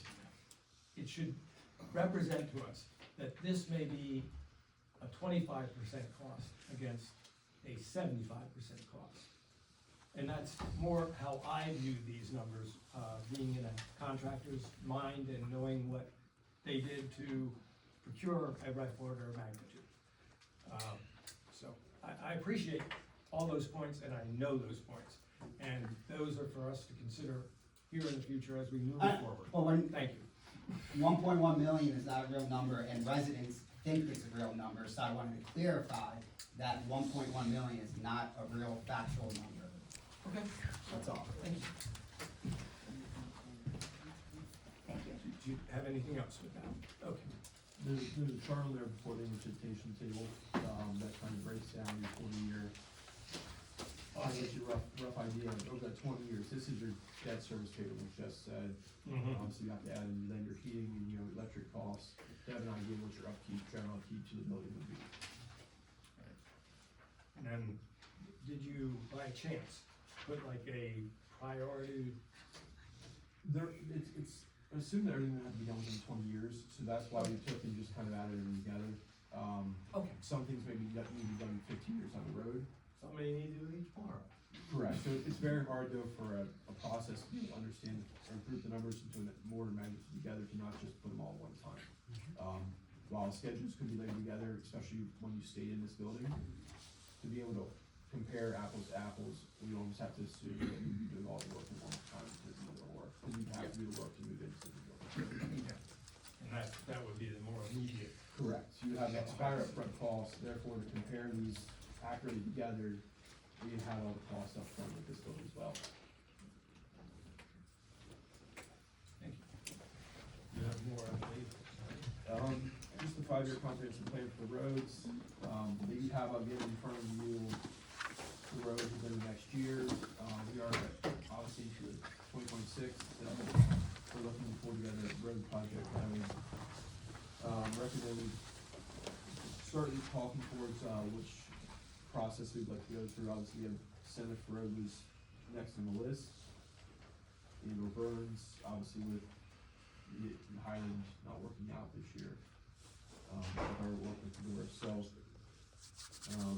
be happy to discuss further what our treatments are and or if there's a strong desire from council to move forward with either one of those options. Senator Burns. Excuse me, Anthony, I didn't really hear what you said. Yeah, so under street maintenance 2026, those first 3 roads there are under our 5-year plan. Those are the next roads on our list. Obviously after Highland, with us not getting any feedback from Fedoris, the option would be to either Senate, Burns, or Locust. With us starting the new year, I'd recommend this, moving forward discussion if the borough's interested in doing a street this year. To either choose from those or bring another option forward and we can investigate it. Are you in contact with their engineer or with the? Yeah, I saw them this morning. Okay. Yeah. They, your firm? Yeah. Oh, okay, all right. And the reason I ask that is if it's not being brought up in one of your meetings, it may not be taking it up. Yeah, And I think they have two new members, is that right? Yeah, so there's only 3 of them. So I'm sure, January 2, they're not doing anything yet, but, if you're in contact with them, I'd be, as I've done before, go to their council, that's not council. Supervisor meeting. Yeah, what I think we could do is if we can put a plan in place this year, probably for next year, it's probably the best bet. That way we go into the next year with an agreed upon plan. But in this case, I could see if they'd have any interest in participating in such a thing. Yeah, I think it's definitely fair. That you would like, if you would like me to set something up. Anthony, have they finished their comp plan?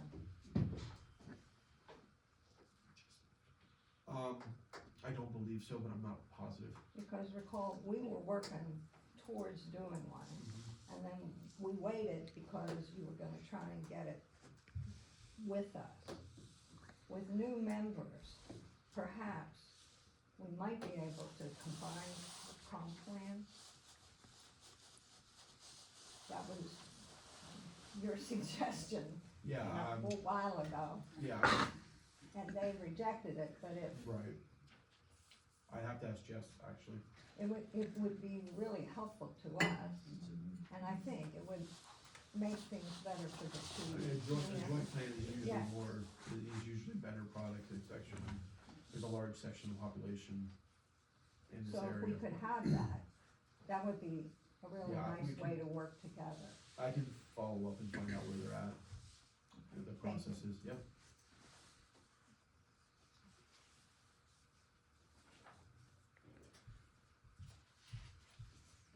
I'm wondering, in your street investigations, as you perform around, we have a fair amount, and this may have been brought up at some point before, but, fair amount of erosion on, well, it's not Cherry Street, but it's at the end of Cherry Street on both ends. The dirt road is private road in between. And I'm wondering if you could just take a quick look at it, not spend a lot of time, but just see if there's something wrong, or if you should be putting up barricades so people don't drive on it and cause more erosion, or what. You said both ends? Yeah, it's supposed to top it, but it's coming down, washing down through into the public, Well, it is Cherry Street, isn't it? Well, it's Cherry Street on both ends, yeah, but there's a private road in between. Right. Well, people use it all the time. They do. Yes, they do. And they fly down it. Right. Yep. Which is a problem. That dirt soil movement, and I'm not sure where exactly it's coming from, that's why I asked if you can see, if you know, can see. And we'll ask another one too, but, because it's going down into the storm drain Right. system. Mike has to sweep all that up every time we have a rain. There's stones all over the place. Yeah. Since we got a little bit of melt, I'll take that. Yeah. I appreciate that. Okay.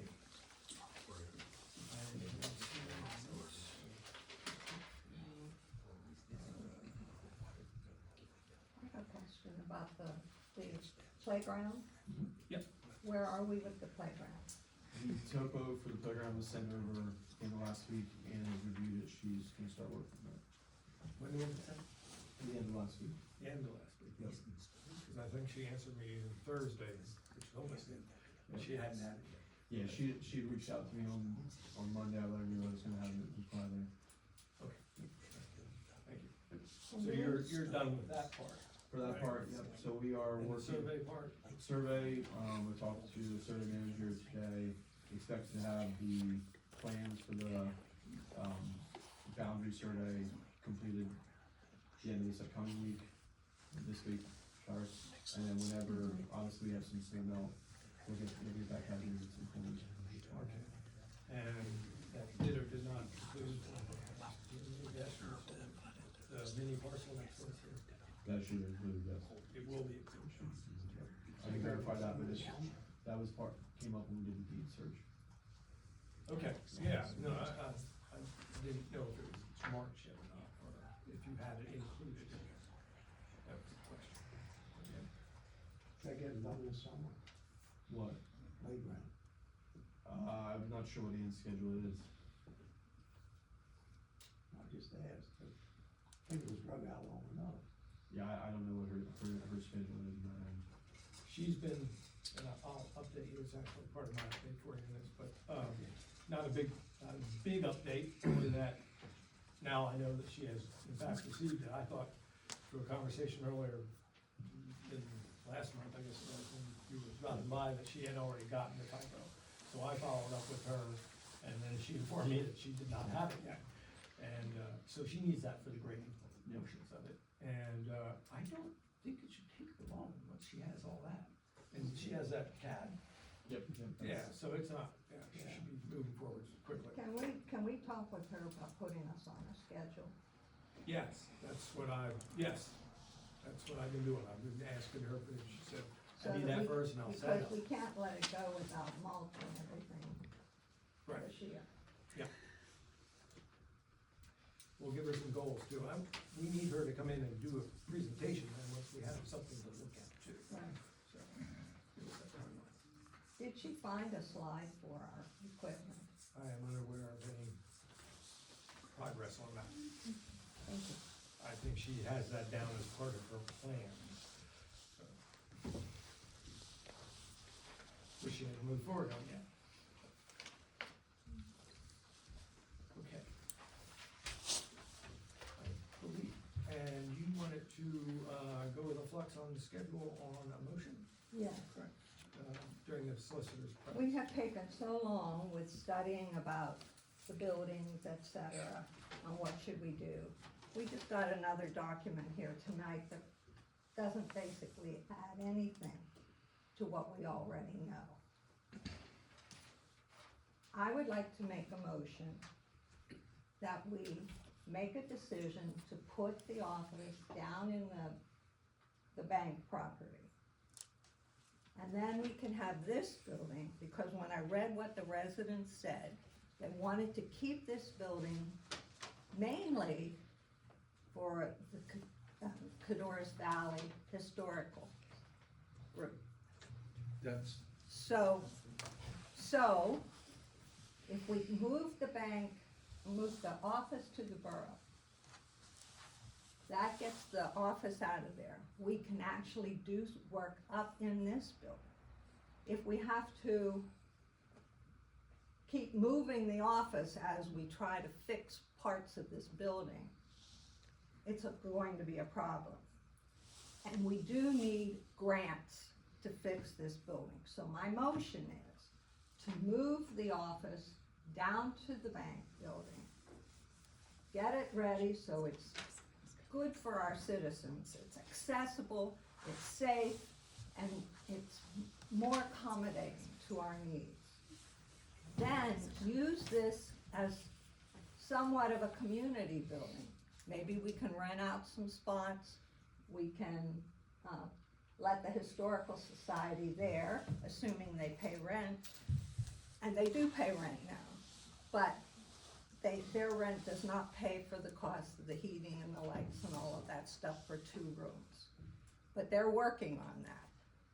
So, if we have these rooms available, we can then use them for the community. We can rent them out, we can use the basement for storage or whatever, and still continue to get grants, try to get grants, but grants take years, as you heard from the fire chief tonight. So that's my motion. Is the public allowed to have a comment on this? After it gets put to the Technically, floor. no. Technically, no.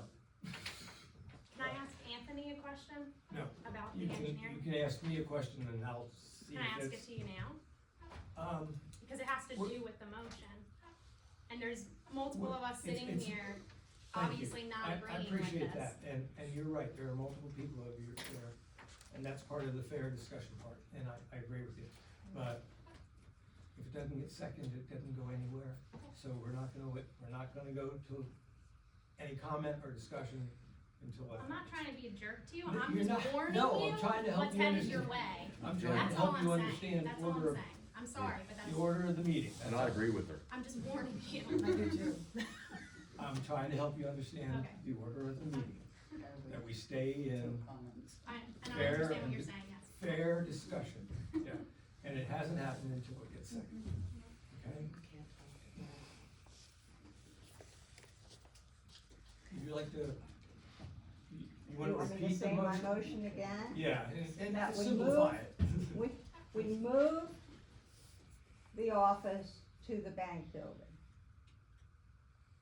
And then utilize this building for the community and try to rent it out. And I would say the first thing is to get the heating system fixed here, but that's beside the point. Right, and that's not part of the motion. No, Okay. the motion is to move the Move office. the office recommendations I'll add for you. Yes, yes, I'll To take the that, bank bill. yes. Okay.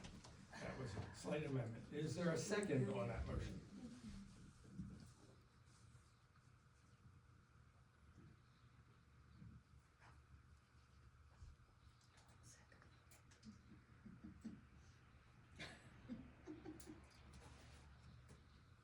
Okay, I don't have a second. Yeah, the motion died. So now I'd like to make another motion. Okay. And the motion is that we put the bank up for sale and try to sell it, and then use whatever money we have to fix this building. Okay. So the motion given was to put the bank up for sale, use the money to renovate, upgrade the current building that we're using, 48. Is there a second on that motion? I'll second that. Can we have discussion on that? Yes, absolutely. Okay, the reason I made the two motions is that I am frustrated that month after month, we sit and we talk about this and we don't do anything. So I have heard that people wanna put the bank up for sale. Let's do it, not talk about selling it, but actually do it. So that's why the motions. Thank you. Any questions or comments? I have a question. When council was given the opportunity for it to donate it and it was down to a vote, did you vote for yes to have it donated? Yes, I did. I think it's a real asset to our community.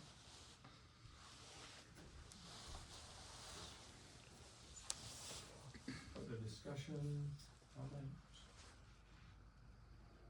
I'll give the opportunity to the public, if they have any comment on the motion. I think it's an excellent idea. Thank you. Any further? Yes. And there wouldn't be any concern with it becoming a vape shop? Yeah, and you Because guys we can, have no control over anything We have any here. ordinances. That is. Just as a hypothetical, sure. That has been brought up in this meeting before though, that there's a possibility for vape shops to come here, so to be There's a- fair, that's why he's bringing it up. But there's a possibility for it to come anywhere, just not the bank. Correct. Because we don't have, our ordinance is set to protect us. You could put a, deed restriction, like, as a condition on the sale. Sometimes those can But be somebody could- overturned, somebody- but it's worth a try. Has there been any discussion amongst the council in avenues such as that, in ways that the town could guide the types of venues that would occupy the building that have a 10, 20, 30-year vision in ways to improve our community? Sure. I appreciate your question, it's a very good one. As she said, we can put restrictions on it. It already has one on it, which is it can't be a bank. And somebody said last month that that condition was not, it could be bypassed or something. You don't have to go by it. That's what was stated here in this room last month. It was by a civilian, a non-member of the bar, et cetera. And as a member of the bar. Restrictions are generally upheld. You can have them overturned if they're unconstitutional or if it would render the property valueless. There's certain ways to have them overturned. I don't see any of those being successful with a bank restriction. Is there another bank in Jefferson? No. But we have the ATM on where that's why they don't want to stop. I mean, perhaps there's an argument that there's no accessibility to certain people that would, if the deed restriction wasn't there and a bank could exist there, it would provide accessibility, but I still think that's hard to overcome because you could put a bank in a different location, so. I would lean towards it would be upheld. If That challenged. one, but if we would put new restrictions on it. I think if you're gonna restrict a vape smoke shop, I think you should be okay with that type of. What about a church? I've thought about this a lot. As much as I'm a church goer, and I like the churches, there are already 3 churches in town, and they don't pay the taxes because they're religious. And the borough property doesn't pay taxes. If we sell that property, I think we should sell it for something that we pay taxes. Yeah, and you can be selective on who you sell it to. I mean, you don't have to sell it to It's not a house, you know, there aren't the same restrictions on sale. Yeah, I mean, I think you could. Yeah, I think you could limit it to, or perhaps try to find a tax-paying buyer to purchase it. We should put that in the notice, looking for buyer that's a That tax. will pay taxes. No, I mean, obviously your real estate agent would guide you with how to place the ad, but, The restrictions on a commercial property are far different than a home. Yeah. Very different. Why, just throw that out as something to think about. I call for the vote. Okay, choose first speak, last speak. Any other vote? Nope. Let's put it to a vote then, please. All those in favor of Ann's proposal to put the bank up for sale and, further amend it by trying to, restrict the sale, with the help of, a certified agent, et cetera, in that field. And our solicitor's help, whoever that may be. Does my seconder take that amendment? Yeah. Okay. That's okay. All those in favor? Aye.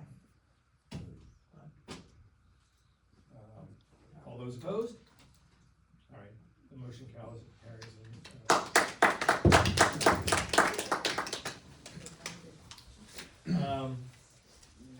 With that said, we will put that on the side for right now and table further action on it until, the next meeting and any more discussions with engineers and solicitors. We have other business to attend to with that building too that I'll bring up during my report. So, do we feel at this point, knowing what the discussions are here on the agenda and keeping the solicitor, I don't see anything for the engineer any further in this meeting.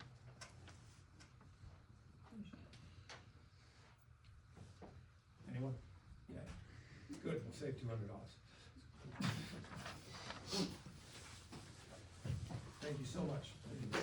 Happy Groundhog Day.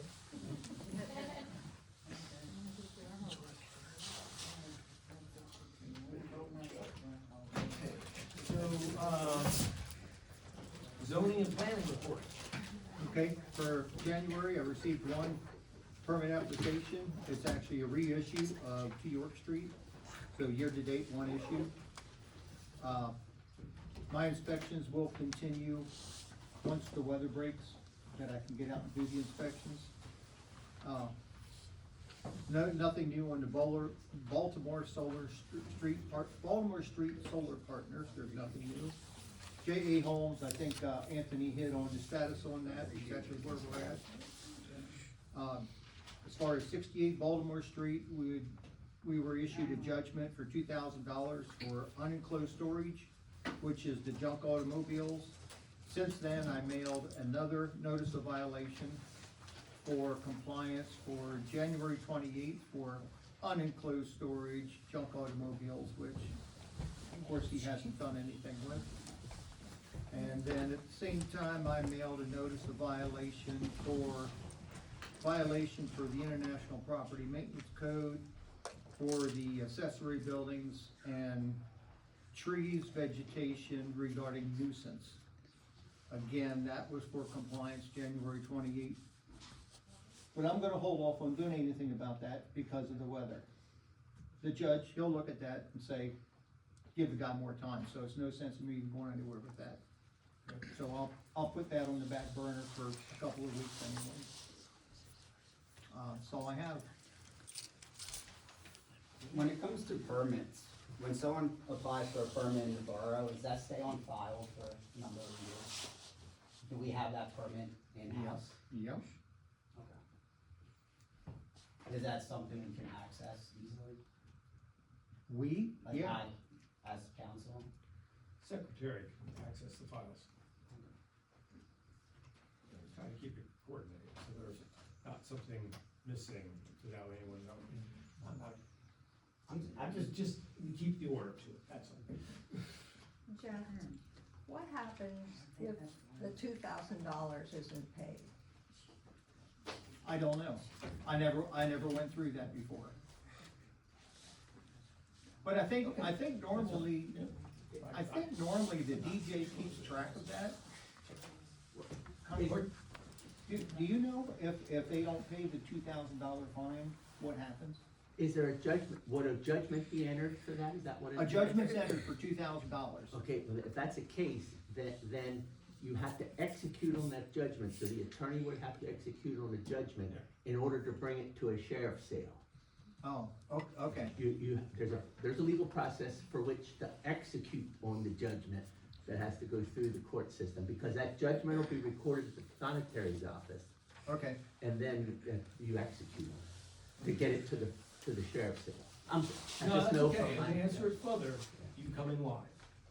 There's a certain order to those liens. That's right. So I already get a number it. of Yep. liens I get it. against the property. That's right, once you execute on the judgment, then it goes to sheriff's sale, but then you've gotta, if the borough decides they wanna be sure of their money, and they're willing to take the risk, they have to pay off the liens that might be ahead of it in order to get into line for theirs. But that's the And normally gamble. it's a long line. I get that. Well, tax authority That's right, is first, that's right. okay? And municipal liens come next.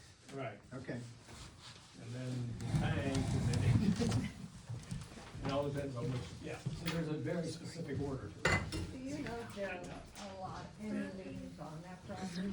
Thank you. There are liens, there's a lien filed for it, for taxes for last year. I'm not sure where they are for liens on next year, and he's about to be liened by the sewer authority too. You know, So he's got some problems. there's lights on in the house. There are? Yeah. He must be using batteries. I just went past a while ago and there were 2 lights on. Right. Yeah. He's also, well, I'll make that part of the report. That's all right. Okay, yes, it's quite an eyesore, unfortunately. And I hope you remember how long, and maybe you were around for it, how long it took us to get the York Street eyesore fixed. Hopefully we can go with it faster. We've got better ordinances in place than we did then, and et cetera. That was one of the reasons why we have the Yep. maintenance streets, maintenance ordinance. Okay. Okay.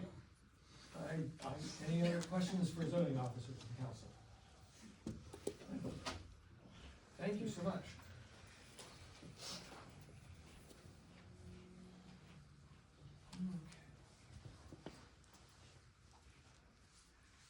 So that brings us to the Secretary Treasurer's report, cash flow and. Since I checked the green folder, which is Connie's statement of the finances and whatnot, I move the cash flow report. Is there a second? I'll second it. Ann has moved that she would close the books on, and has reviewed and approves of the reports. All those in favor? With the reports, Yeah. what is all the miscellaneous spending? Sure. looks like about $44,884.22. Miscellaneous. You see there's a line number by it, Jason? Can you tell me what that is? Line number. Yeah, it's got a 4-3 or a 4-1-4, no, the dot on it. What is that? 489. 489. It just says miscellaneous, total expense 44. Miscellaneous plans, voided check, miscellaneous, 44, that's total expenses, that's the bottom line, I think you're looking at. Okay. 44,884? Yeah. It's all right. Miscellaneous, pardon? Yeah, miscellaneous has 0 in it. Miscellaneous is 0, straight across. You see where it totals down there in the net income, that's what you're reading. Okay. For January 26. The 44, I'm sorry, total expenses, and then the net income was negative 34,901. Okay.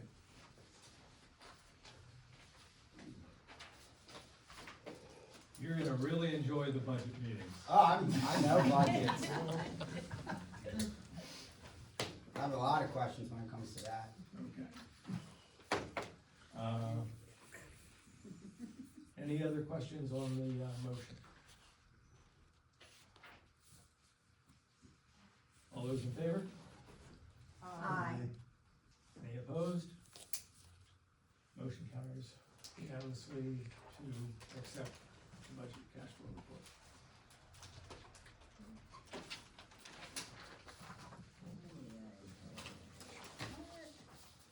All right. And let's see here, sewer authority. Whoop, sorry.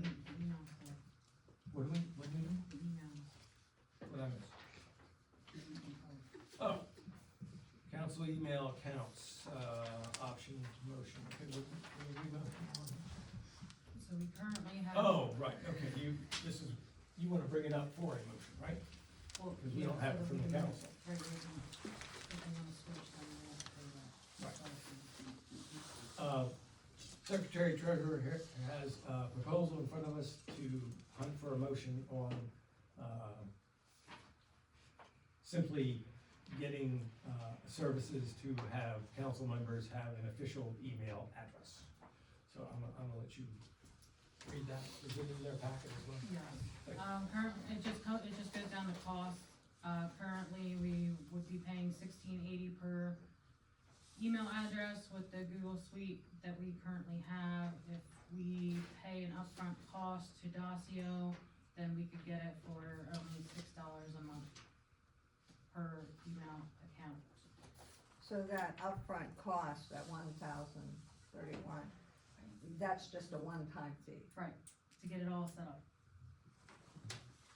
And we work with Dacio for other things. Yes, they're our IT,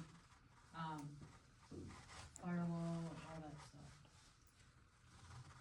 Is there a difference between how one would work for, I mean, what's the Control.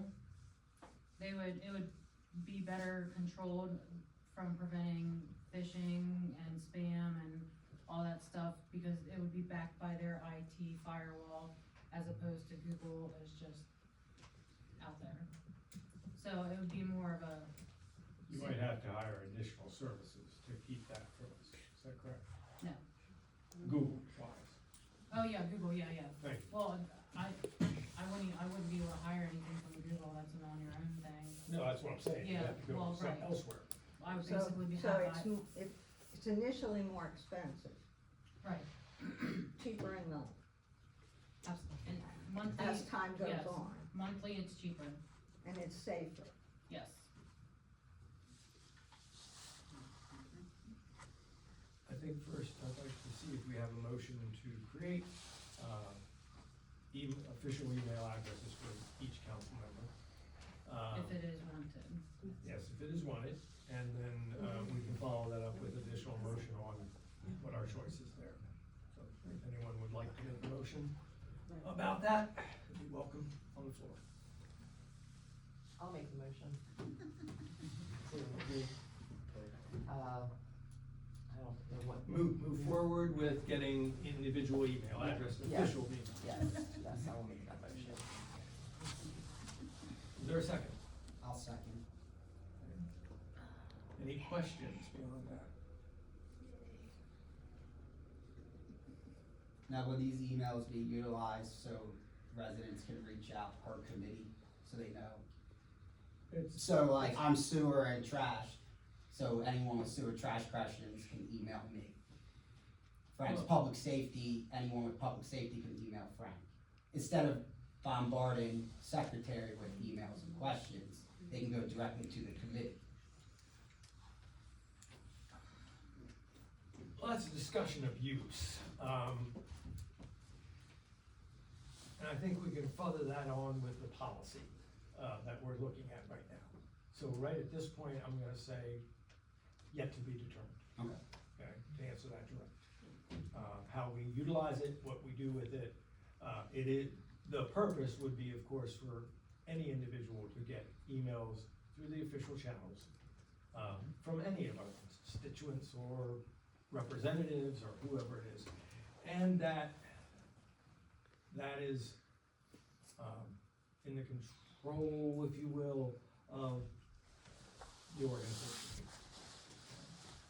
Who has that right to emails, you know, when you're not a council member anymore, that it gets changed and all that wonderful stuff. One of the concepts was like, okay, it becomes, president or vice president, so that when the next we don't have to change the email address, but we'll see how that goes with councilman number one and councilman number two, that didn't seem to work. So, anyway, there's further discussion on that. Right now, it's, do we want it? All right, any other questions? All right, then we'd like to put that, motion to move forward with getting individual email addresses to vote. All those in favor? Aye. All those opposed? Motion carries unanimously. We'll move forward with that. Do I have a second motion? And I need a drink of water. We have to wait. Unless, Sorry. You didn't make a motion. Minor recess, minor recess. Anyone else need a Well, he was mid-thought, so we'll let him, we'll wait for him.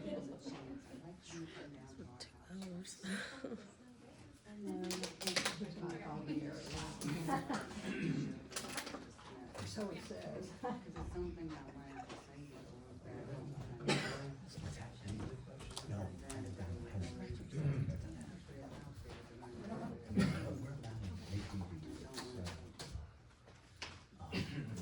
Sorry, can we carry on? I'll move that we utilize Dacia services, pay the $1,031.25 setup fee, and then monthly fees after that. Okay, is there a second on the motion? I'll second that. All right, motion's been I do made have a and question, seconded. I have a question on Yes, that. please. What if a council person doesn't want an email? That's fine. They don't have to take it, right? No. Okay, just checking.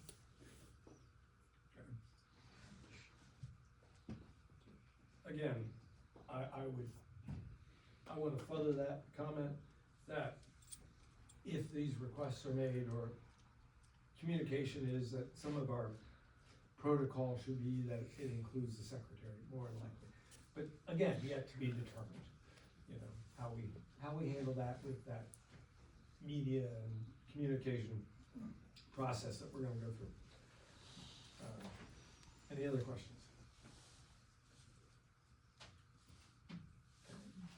Put that, motion to vote to accept Dacio's proposal to provide the service for the independent official email addresses. All those in favor? Aye. All those opposed? Motion carried unanimously to accept Dacio's proposal and move forward. Thank you. Sewer Authority, next meeting, March 4th. All welcome to attend, starts at 7. I will give a minor report here that we've been informed of the award of a grant to upgrade, improve, and maintain through upgrades. The sewer plant in the amount of $280,000. Don't have a whole lot of background on their acceptance or not.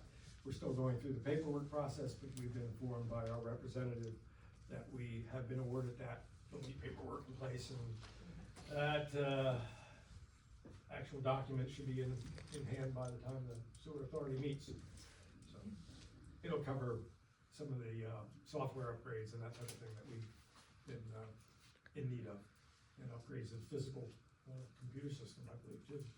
So all that'll be at that meeting. Dan, Yes. at this conference that a bunch of us attended, I asked the question about why can the sewer authority keep getting grants and the borough just doesn't get them? It's not that we're not filling them out and asking for them. And they said that they're more likely to fund the sewer authority because it affects the entire community. And if the sewer authority would go bankrupt or something, our community would all be majorly affected. And so that's why they don't necessarily go by the same rules for the sewer authority. And that's why they can keep getting grants, whereas we can't. It's amazing, yeah. Thank you for that input. That's a very good question, very good information. Then we have, any questions for sewer at this point? Again, please attend the meeting, if you like.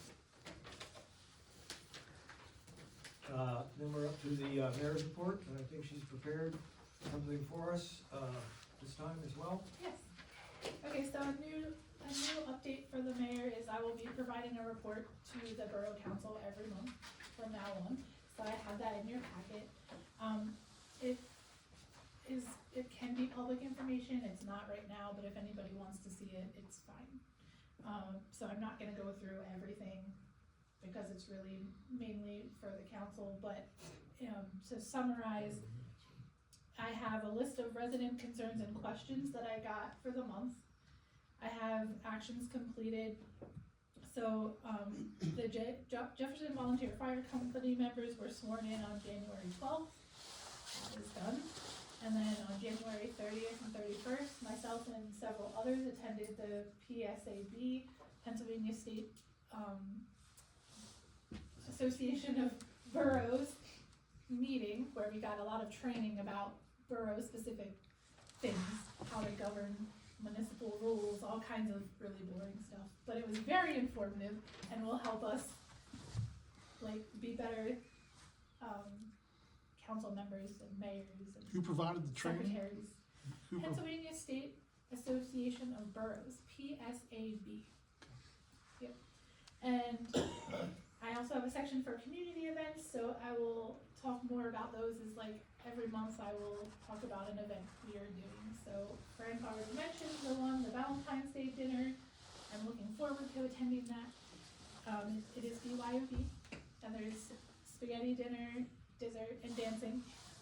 And then I have a section of recommendations for council, and because if you are not aware, the mayor does not have a vote, so I cannot make a motion, I cannot second a motion, that kind of thing, but I can recommend things to council that I think are good ideas, and so I've done that in this section. So I just want to keep you all in the loop and be transparent as to what's going on. And where can we review that? So I have extra copies. It's not posted anywhere currently, but I can provide copies at the meetings. Okay. If anybody has them, I'll set them up here with the agenda. Thanks. But I mean, in the future, we could possibly post them on the website or something like that, but it's not something that's required or done right now, but I will certainly provide extra copies. Thank you.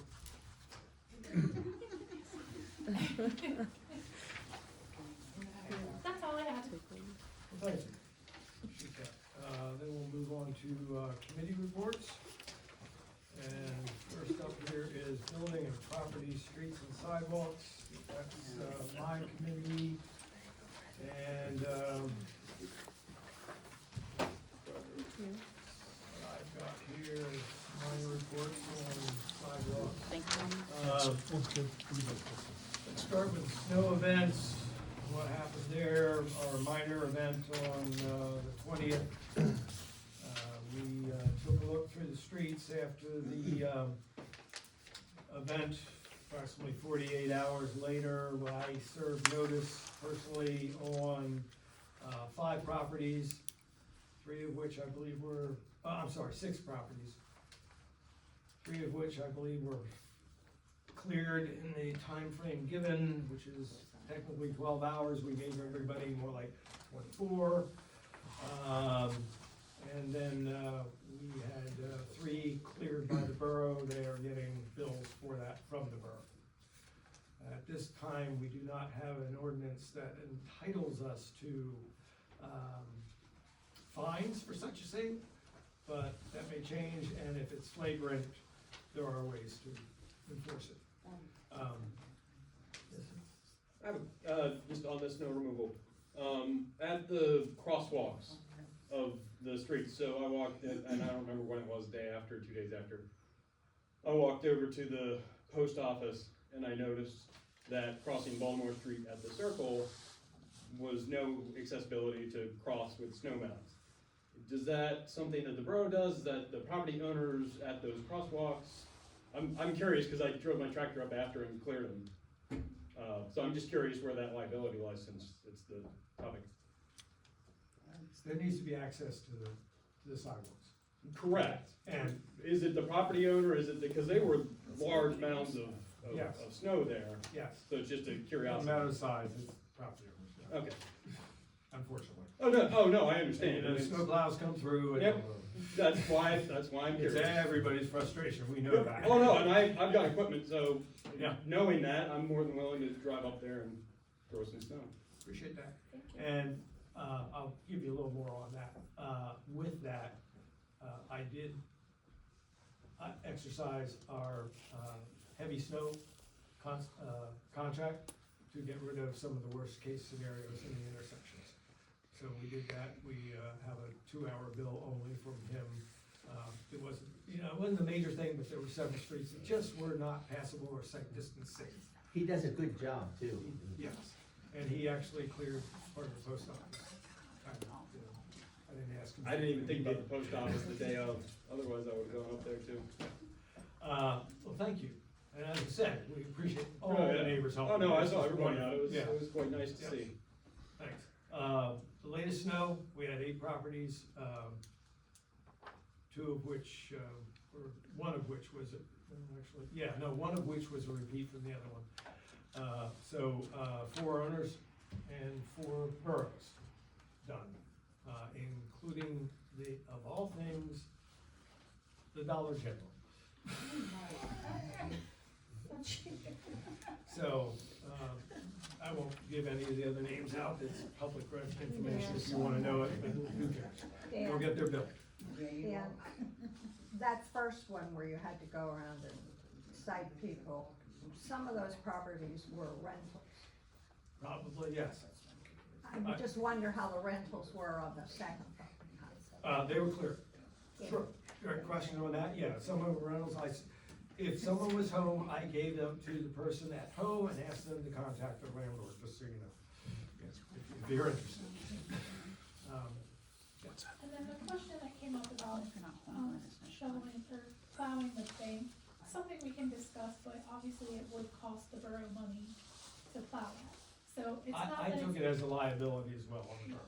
If I clear it, somebody slips, I've asked our maintenance guy to actually through the snow situations to flag off the private walkways. yeah, We don't need the liability. understood. Public safety as well, it's both.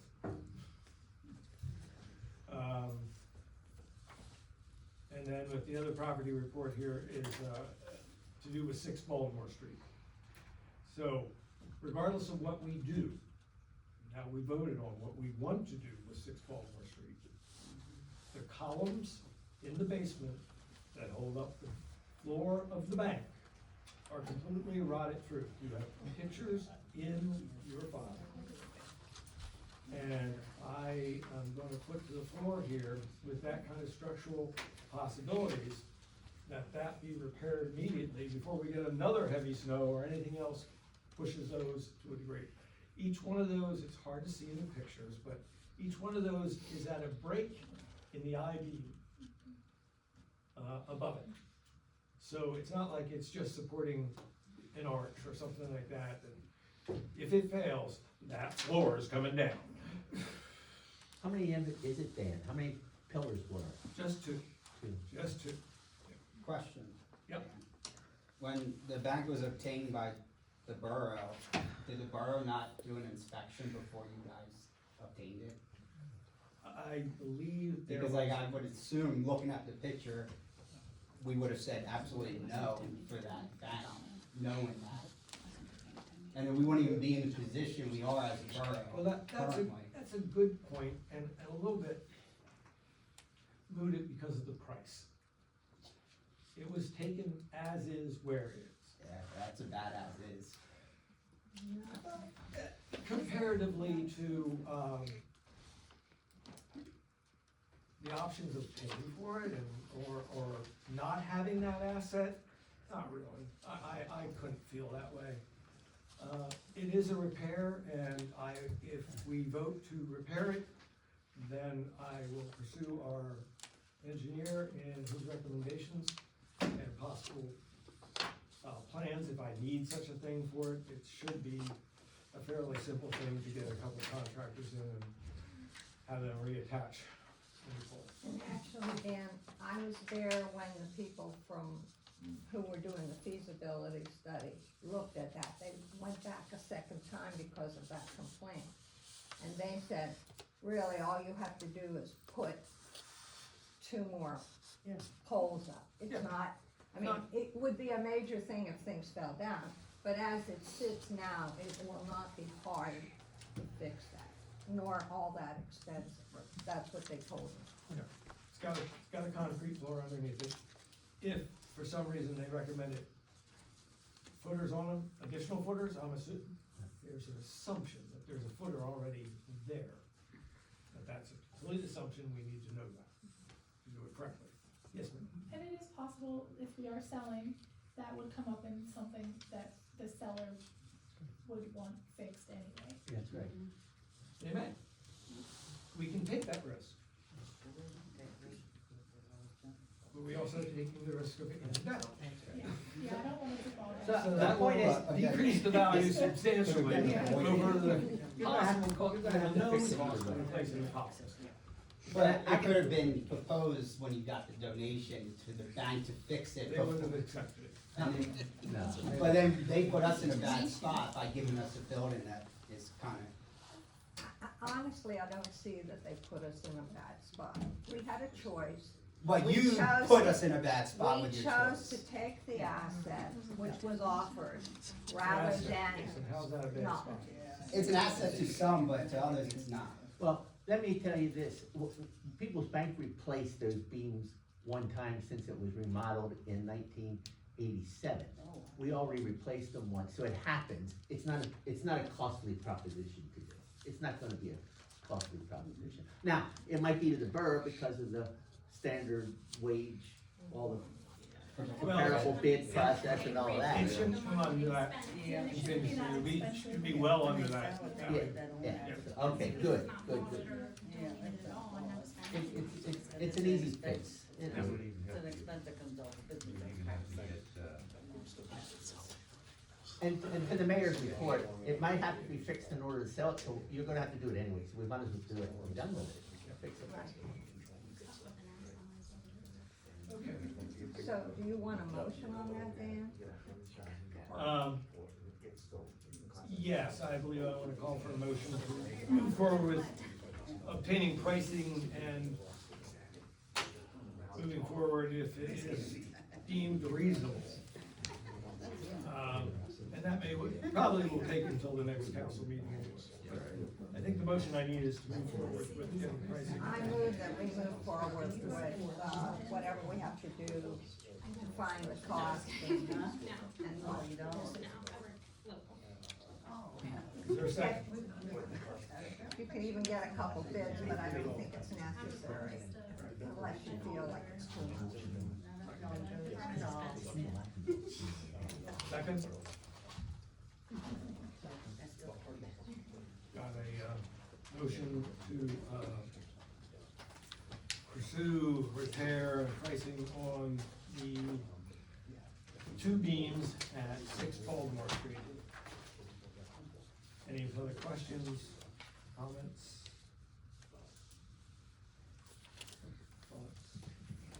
All right. All those in favor of the motion? Say aye. Aye.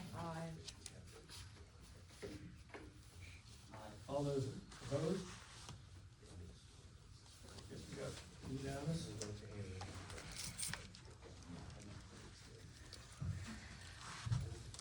Motion to move forward with getting pricing and reports on replacing the beams is accepted. Unanimous. One other minor thing on the same property, noted that for a small duration of time last year, it was not filed as tax exempt due to an error, I believe, on the assessor from the York County. That has been pursued and is in the process of being rectified for both last year and this year. Well, moving forward, until such time it is no longer borough property. All right, and that is what I have on streets and sidewalks. Finance. For the York Area Tax Bureau, we have all our information for the meeting, but because of the snow, it was Monday night and they decided to move it into February, so we have that date. Jason has been notified and he will be receiving all of the same paperwork I received because he's my alternate. And I've made the offer and he's taken me up on it that we go together to the tax bureau so that he can see how things run and understand, just as you did when we went. So that, you know, he's aware of what's going on. How you doing, buddy? So that'll be in February. For the York County Boroughs Association, we went to that excellent training. I have to say, most of it I did not think was boring. I thought it was really interesting, and this is my third time going to the newly elected conference. The budget part, Ann. I'm not the budget girl. Yeah, but that's the part we need, I know, you know. I know, that's what you guys are good at. But, the Boroughs Association has wonderful trainings that you can do through webinars. They do cost some, but not very much, and, you know, maybe $45 or $50 for the webinar, and it's just very good information. And as council people, one of our responsibilities is to be knowledgeable about what we're doing. So, actually, the borough, the people of the borough pay for these trainings, but then what you get back is that you've got knowledgeable people. And so I recommend that we go to those, and the York County Boroughs Association, there's always a nice little meal, and then we always have a speaker. And so, I recommend those, but there's none this month. I'd like to go to the York County one, since we are in York County. We are in York County, it's amazing. And you get to talk with the people from our local boroughs. It's very nice, in my opinion. Many mayors attend. Pardon me? I said many of the mayors do attend, don't they? Yeah.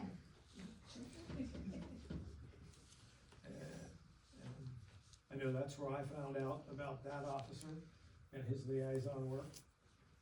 You can gain all kinds of knowledge from Yeah, at the training that we went to, the mayor from the Seven Valleys was there, so he sat behind us and with us and ate with us, and so we had a good connection to Seven Valleys that we wouldn't have had if we weren't at that training.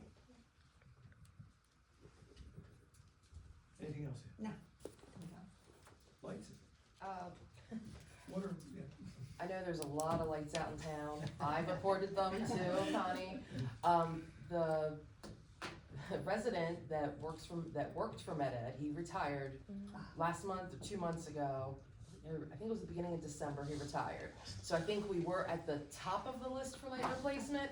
Now I'm believing we're probably at the bottom, being that these lights, because there's one right out here. I saw it when I was coming. I was gonna go take another picture of it, and I was like, they didn't fix it and it burned out again. It just wasn't fixed yet. Do you think the cold weather does something to the light? It could, I don't know, but, yeah. Anything else Probably mechanical? prevents them from coming out as well. Right, yeah, that also, I'm sure yeah, it's too cold. Kind of busy with down wires and, Right. you know, not closing the streets. Yeah. And that was all I had. That's, Thank you. I'm aware they're out, I'm checking for more. Public safety, Frank. Well, Troy was here and gave you most of the report back. But, in March 21st, they're having a pot pie and sausage sale up at the fire hall, so. It's gonna be raw sausage, no baked sausage, but they're all raw. It'll be March 21st, starting at 10 o'clock. So, put that on your calendar. And that's about all I have, so, Make sure you remind me. yeah. So,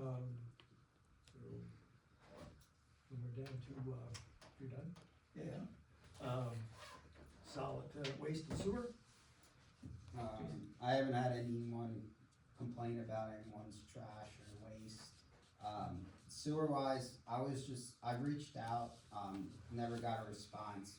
I was just trying to formulate a list of properties that are still on septic. So just because I'm on the committee, I have an idea of what Sure. houses are on septic. I thought we were giving them the list. Yeah, it's like, Okay. no. There's like 4. I think. Yeah, I'd just like to know, since I'm Well, committee. Yeah, we'll get it to you, but help you to understand, and anyone else who wants to know that figure. The 2 homes way up on, and almost like out of town, but they're still in the borough. Yeah. You know, they didn't service them because of the cost involved, but getting all the way up there, Cinnamon Street. Hanover, No, not Hanover. Senate. Senate, No, I'm sorry. past that. No, yeah, out past the cemetery, we're gonna do, I call it the Hillcrest Road. Well, it's the top of Hill Valley, it may still be Valley up there. Valley leads up there, you take the left, not going to the hill climb. So those 2 up there, there's, believe it or not, they're in the borough. I didn't even know they were in the borough. Right. The one next to the So kind cemetery. of. The one next to the cemetery. The one next to the cemetery, and is that it? It's 3 or 4. Okay. Pardon? Out Hanover Street up on the hill, Oh, okay, because they were so far off the, right, okay, thank you, yeah. And Senate, The Seventh Road, way back. Jed's. Jed's probably, right, and so are the 6. Yeah. Okay. And then, so you understand, their septic system must report to us at a frequency. That's, that I they understand. pumped. Yeah, that's why I just And wanted. that's what that list is, An that she's idea gonna give you. of what it is. Yeah. Anything else? No, that's everything. Sure, thank you. Old business, I believe we have an update for the gun wheels that, our past president can give us.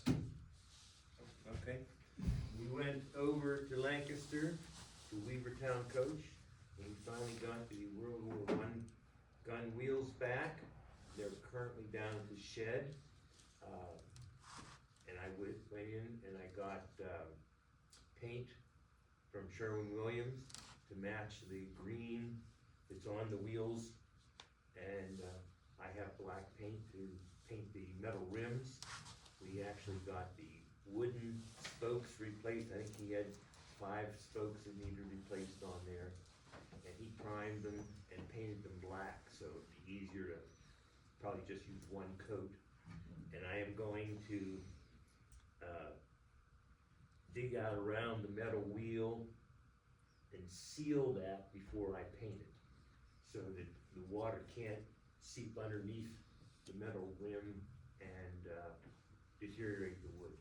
Because whenever they put those wheels on, they have to heat them up, slide them down, and when they cool off and shrink, they contract against the wood.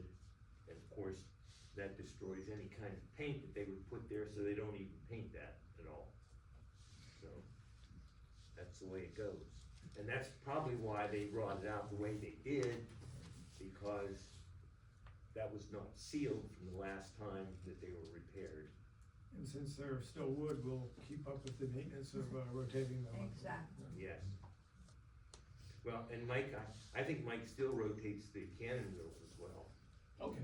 And, I mean, they wouldn't have to, because they're aluminum, but just, I guess it's probably a good idea, because if they. Don't freeze and thaw, yeah. Well, no, if they get sun bleached, it's gonna, be more even if they're rotated. Good point. Well, thank you, and thank you for volunteering your time and going back, picking that up and painting, it sounds like too, thank you. Playground modification updates, I think we kind of went through that already, so I'm not gonna do it. Defibrillators, how far are we on that? Well, we have them, but we're gonna get a, We were gonna discuss a time and place for training. okay, are we in communication, or have you been in communication, I should ask? No, because I thought we were, so we have to figure out if we're doing it open to the public and, whatnot that way, because it would have to be a maximum class size. So if there's enough interest, then there'd be more than one class. So, So do we need a motion how to move forward on that, you think? I don't think that doesn't cost money. It costs money. Yeah, Tom was gonna Tom do was it. giving his Tom services for. Baum was gonna do it. Tom Bowen is willing to do the class. Okay. He's just waiting for us to give him a time and date. Or let him know what we're doing. Right, we'll have to coordinate a date with him. Right. Let's get some available options from him. Okay. Can we do that? Mhm. You have his email, Yes. right? Yeah, I Let's know. get some available options from him and we Okay. can bring that up next time then. Thank you. Um, Until that time, and then we're going to mount them, is that correct? Right. I just had a thought. Tom's a member of the fire department, I believe.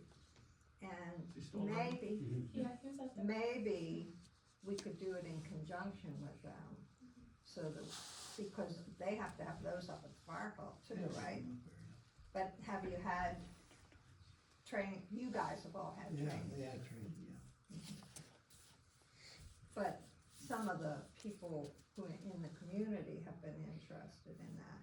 And if Tom would open it up that way, or if it would suit or help, maybe it might be good to ask the fire department about it.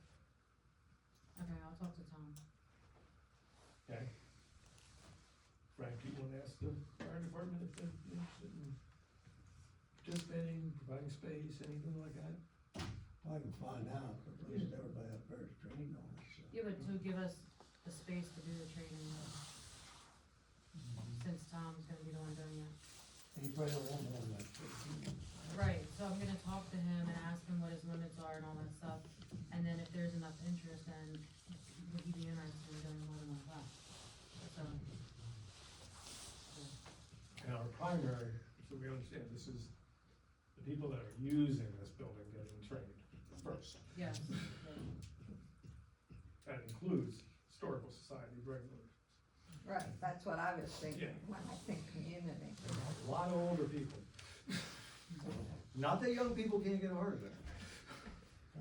It happens. Okay, let's see here. So I am really running late, but we're gonna babysitter and they're leaving. Okay. Now let's take a look at what we've got.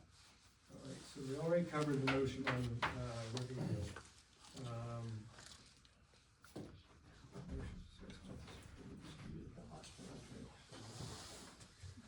My babysitter.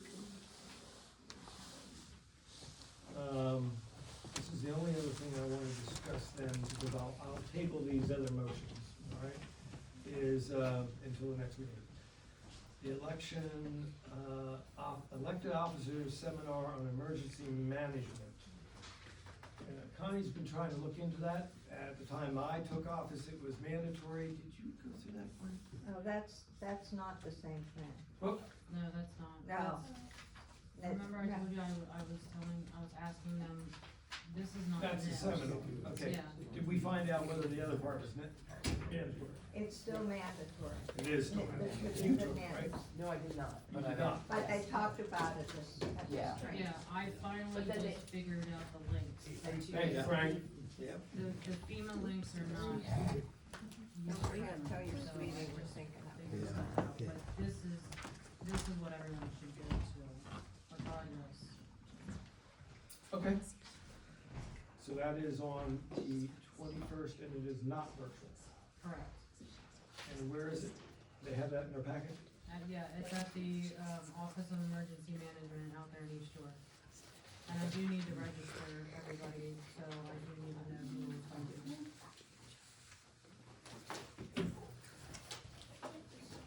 So this is or isn't the NIMS training? That is not, Okay. but that is York County's, training. The NIMS is a FEMA Federal. training Okay. that will have to be done. I understood that was online. Am I wrong on that? No, it is online. The NIMS is The on. NIMS is online, yeah, I'm getting that all together. Gotcha. It has some very confusing links and websites. It's kind of like an open book test. Well, you want either 100 or the 700. Yeah, you said. I'm gonna get information for both, and I'm gonna get the direct links to them, because there's 5,000 links when you open up the FEMA page. I'll go to this. Okay. And I have a question about the emergency services thing, because when we met, we gave them our Jefferson book. Correct. Did they give it back? No, So we need to get that. correct. Well, because that- they're very, very, very behind, because the person that was doing it isn't there anymore. Well, I don't want our book lost, cause they didn't even know, they didn't even have that information. We were the only ones Right. that had it. I can get in touch with Randy and have him on that, since he meets with them on a regular basis. Yeah, cause they promised they were gonna copy it and send it back. Right, What book are we referring to now? for emergency management book. Okay. There's only one copy.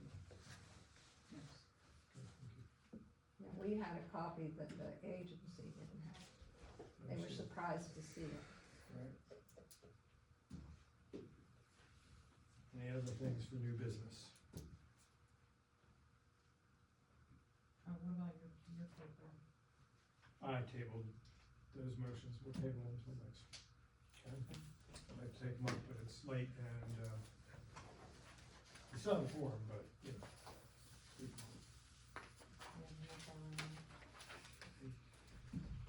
And then we're back down to public comment. Anyone else have a comment, question? I'll make one quick. Disclosure, I don't live on Emerson Street. But the street you guys were talking about making two-way. Yeah. I don't know, how did that come about? Is that an expensive venture to do with the signage, the studies? It cost us some money, yeah. Yeah, is it worth it? I mean, did the community, the people in that area want it? Did it originate from the residents on the Yeah, street? good, thank you, Cause I was wondering the same thing. Curiosity. thanks. He can give you a little more history on it. You bet. Back in the early '80s, I guess it was, is when it occurred. There was a kid that lived across the street. Remember that they said that wasn't quite right. He lived across right there, he lived right across here. Yeah, across Oh, the street here somewhere, Re- fairly close here. He lived in town. He lived in town. His name was Corey Reeker. Yes, it was. And he was on the baseball team, the 10 to 12 baseball team with our kids. And he met other kids coming down through town here, to go down. I don't know whether it was a game or it was practice, but they came down Emerson. And the first couple of kids got out and through, and he came down through on his bicycle, didn't look, didn't stop. Truck was coming up, hit him, drove him into a vehicle on the other side of the street. He went into the hospital, was, I think, brain dead probably at the time, and they finally pulled the life-saving equipment off, and he died. And because of that, they made a one-way street.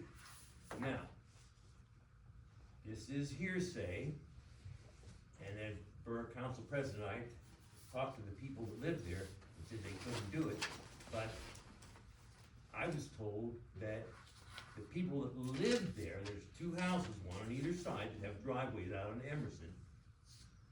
They could drive down and go out that street, but nobody else could. And I talked to them and I said, it is a one-way street, no outlet. You cannot go that way. You cannot pull in from the top and go down and park in your driveway, because it's a one-way street. So that's what I told them. And, which makes perfect sense to me, because there's nothing in the ordinance that said they had permission to do that, okay? So, since that time, there was a tree and a large embankment there, and they needed that because of the sewage system that they had. We all had septic tanks.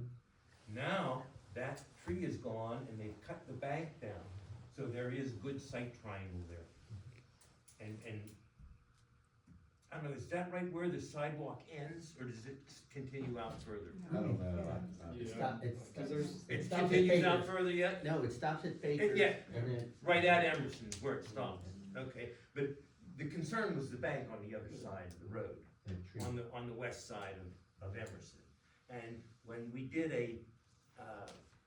I was concerned about the traffic study before. And that traffic study was done there when the sidewalks were put in. And that's why I was trying to get him to say, okay, we've already done a traffic study, why do we need another one? Okay, and he said today, because of it has to be a traffic study for the road itself, not for the sidewalks. So I don't understand what the difference is. When you're looking for Bureaucracy. a site triangle, you're looking for a site triangle. It all deals with our people in Harrisburg. And if it's the same that have thing made for the column A and laws. column B, if it wasn't done for column B, then. Yeah, exactly, right. So anyway, that's, as far as I know, that's what went on and why it is. And to me, there's really no reason for that to be a one-way street. Well, the fact of the matter is, the residents don't abide by it anymore. So it probably does come from the residents. Yeah, I'm just curious Yeah. what. Even the why- residents that making it aren't those two too bad. houses, No, other the people. concern. The borough So, itself. That's right. It's the Yeah. two houses that, now that the beauty shop opened up, none of them use it. The residents up there, they come down it all the time. they come the wrong way. And the garbage truck does it too every once in a while. So what's the I live right across the street to see it, so. Yeah, so what's the point in having it as a one-way Yeah, street? I see your You're point. right. Thanks for the history. I didn't know what was going on Yeah, there. that's the history of it, why it was turned into a one-way, and, Well, the engineer answered the question when it happened, it was 99. So, okay, 99. with moving on, we're gonna get a cost, an Yeah, I'm just estimate, curious. Yeah. and we can take a gander at that and see if the council believes the community would benefit by spending that. And I thought, didn't Devin say last time, or was it in December, that it's gonna take a resolution to change it? It's not gonna take an ordinance change, I don't think. But he said tonight it has to be. But it has to be an ordinance change. That's what he said. Because we already have an ordinance in place, so it needs to be It repealed. makes it go one way, so we have to repeal it. Have to repeal it, but Well, it's the same thing, isn't it? does it have to go through all the hoops? That's what he said, I wrote it down tonight, so, That we have to make another ordinance?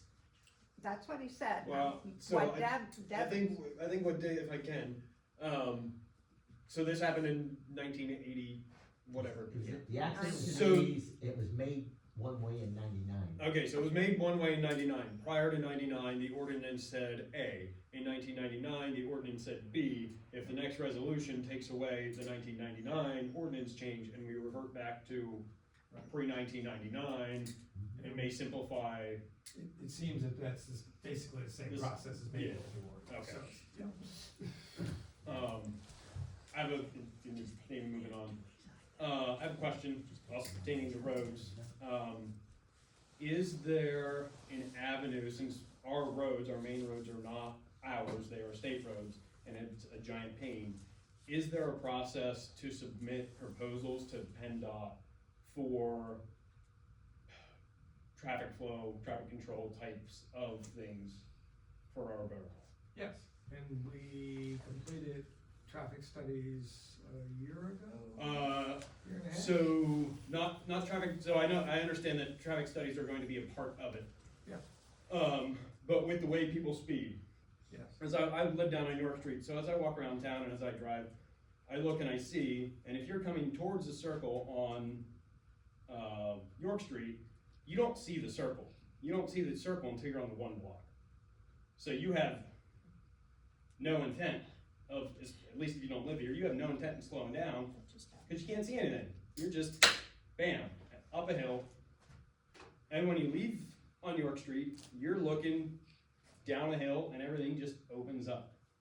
It's a roadway that mentally says, I can do 50 miles an hour. When you're driving on it, it says, I can go fast here. And there have been studies done in the past with neighborhood design and roadways and stuff. And what they found was, at a point in time, they said, big sidewalks, big lines of sight, stuff set back, it's safer because you can see. And what they found in those scenarios, people went faster. When you had tighter, more intimate roads, people naturally go slow. So the proposal to the state would be something like adding low-profile curbing at the circle, because, I mean, you live right up there. How often do you see people coming out of the circle at 30, 40 miles an hour? Out, as soon as they're out. Sure. So if we got the state to install low-profile curbing in strategic areas, we give physical barriers and hindrances, not stuff that's gonna obstruct tractor trailers, because they're gonna have to drive over it, let's be honest. But stuff that says, oh, we build an environment for cars to drive more slowly, rather than putting up speed signs and lowering the speed limit, and saying, please slow down. You're asking for a redesign of the. Yeah. Of the. In a very verbose way, yes. Presenting a proposal to the state to redesign the physicalities of the streets to promote slower traffic. You're sort of talking about what they did in York. Possibly. Where they took the roads and they went this So way. like, right now, if you walk down to the circle, you'll see where all the stones are pushed, and there's a triangle at each of the streets. Yeah. So if we put a concrete low-profile curbing there, in that triangle where nobody's driving, something that tractor trailers could drive over, that gives a more tight and more obvious navigable spot for vehicles to travel, that type of thing, yes. Well, I'll tell you what I've tried to do for years is to get them people to paint ellipse instead of circle. And they won't even paint. They won't even paint. 'Cause that's the other thing. No, they just paint it as if it's a circle, the same distance from the circle out, instead of making an Well, ellipse. even starting there and painting the roadways with more prominent crosswalks and things of that nature. Cause it's a great town to walk around, and we don't have, you know. Did you see me almost get hit today? No, but I That believe actually it. happened to me today. I believe it. Our you look at, you gotta squint to see any of the crosswalks in I mean, the town. guy come around the corner there and I'm like, Okay. Sorry. it's just crazy. I understood your questions and Is, comments. is there a proposal, is there a system to, I understand your Hold on, question. Chance. Let me finish. And this is something we can put in front of our engineer again. Yeah. I have no problem with doing that. There's a big process, obviously, with the state road. I believe that somewhere in the past, we've been told that we can paint things, but that's about it, and put signage up, all right? It's at our risk, okay? So those can help. That type of thing will go through I'm sure, a major process, and I think it's a fantastic idea. I've talked about that myself, particularly the whys. yeah, with your It's a big knowledge, difference. is it something that, like, to take it to the state, is it something that would have to come from the borough, or? More than likely, yeah, which Yeah. means we pay for it. Yeah. So, you know, Cause these are why we have open discussions about them and decide is that to the best safety, and it may very well be to the community, yeah. okay? Yeah. Any other comments, questions? I move to adjourn. Do I have a second? Oh, we didn't do correspondence, but I don't think we have it, do we? It was that safety thing. Thank you. I'll Yeah, second. You got a second? Really from Josh's house down? No questions, all those in favor? Aye. You also have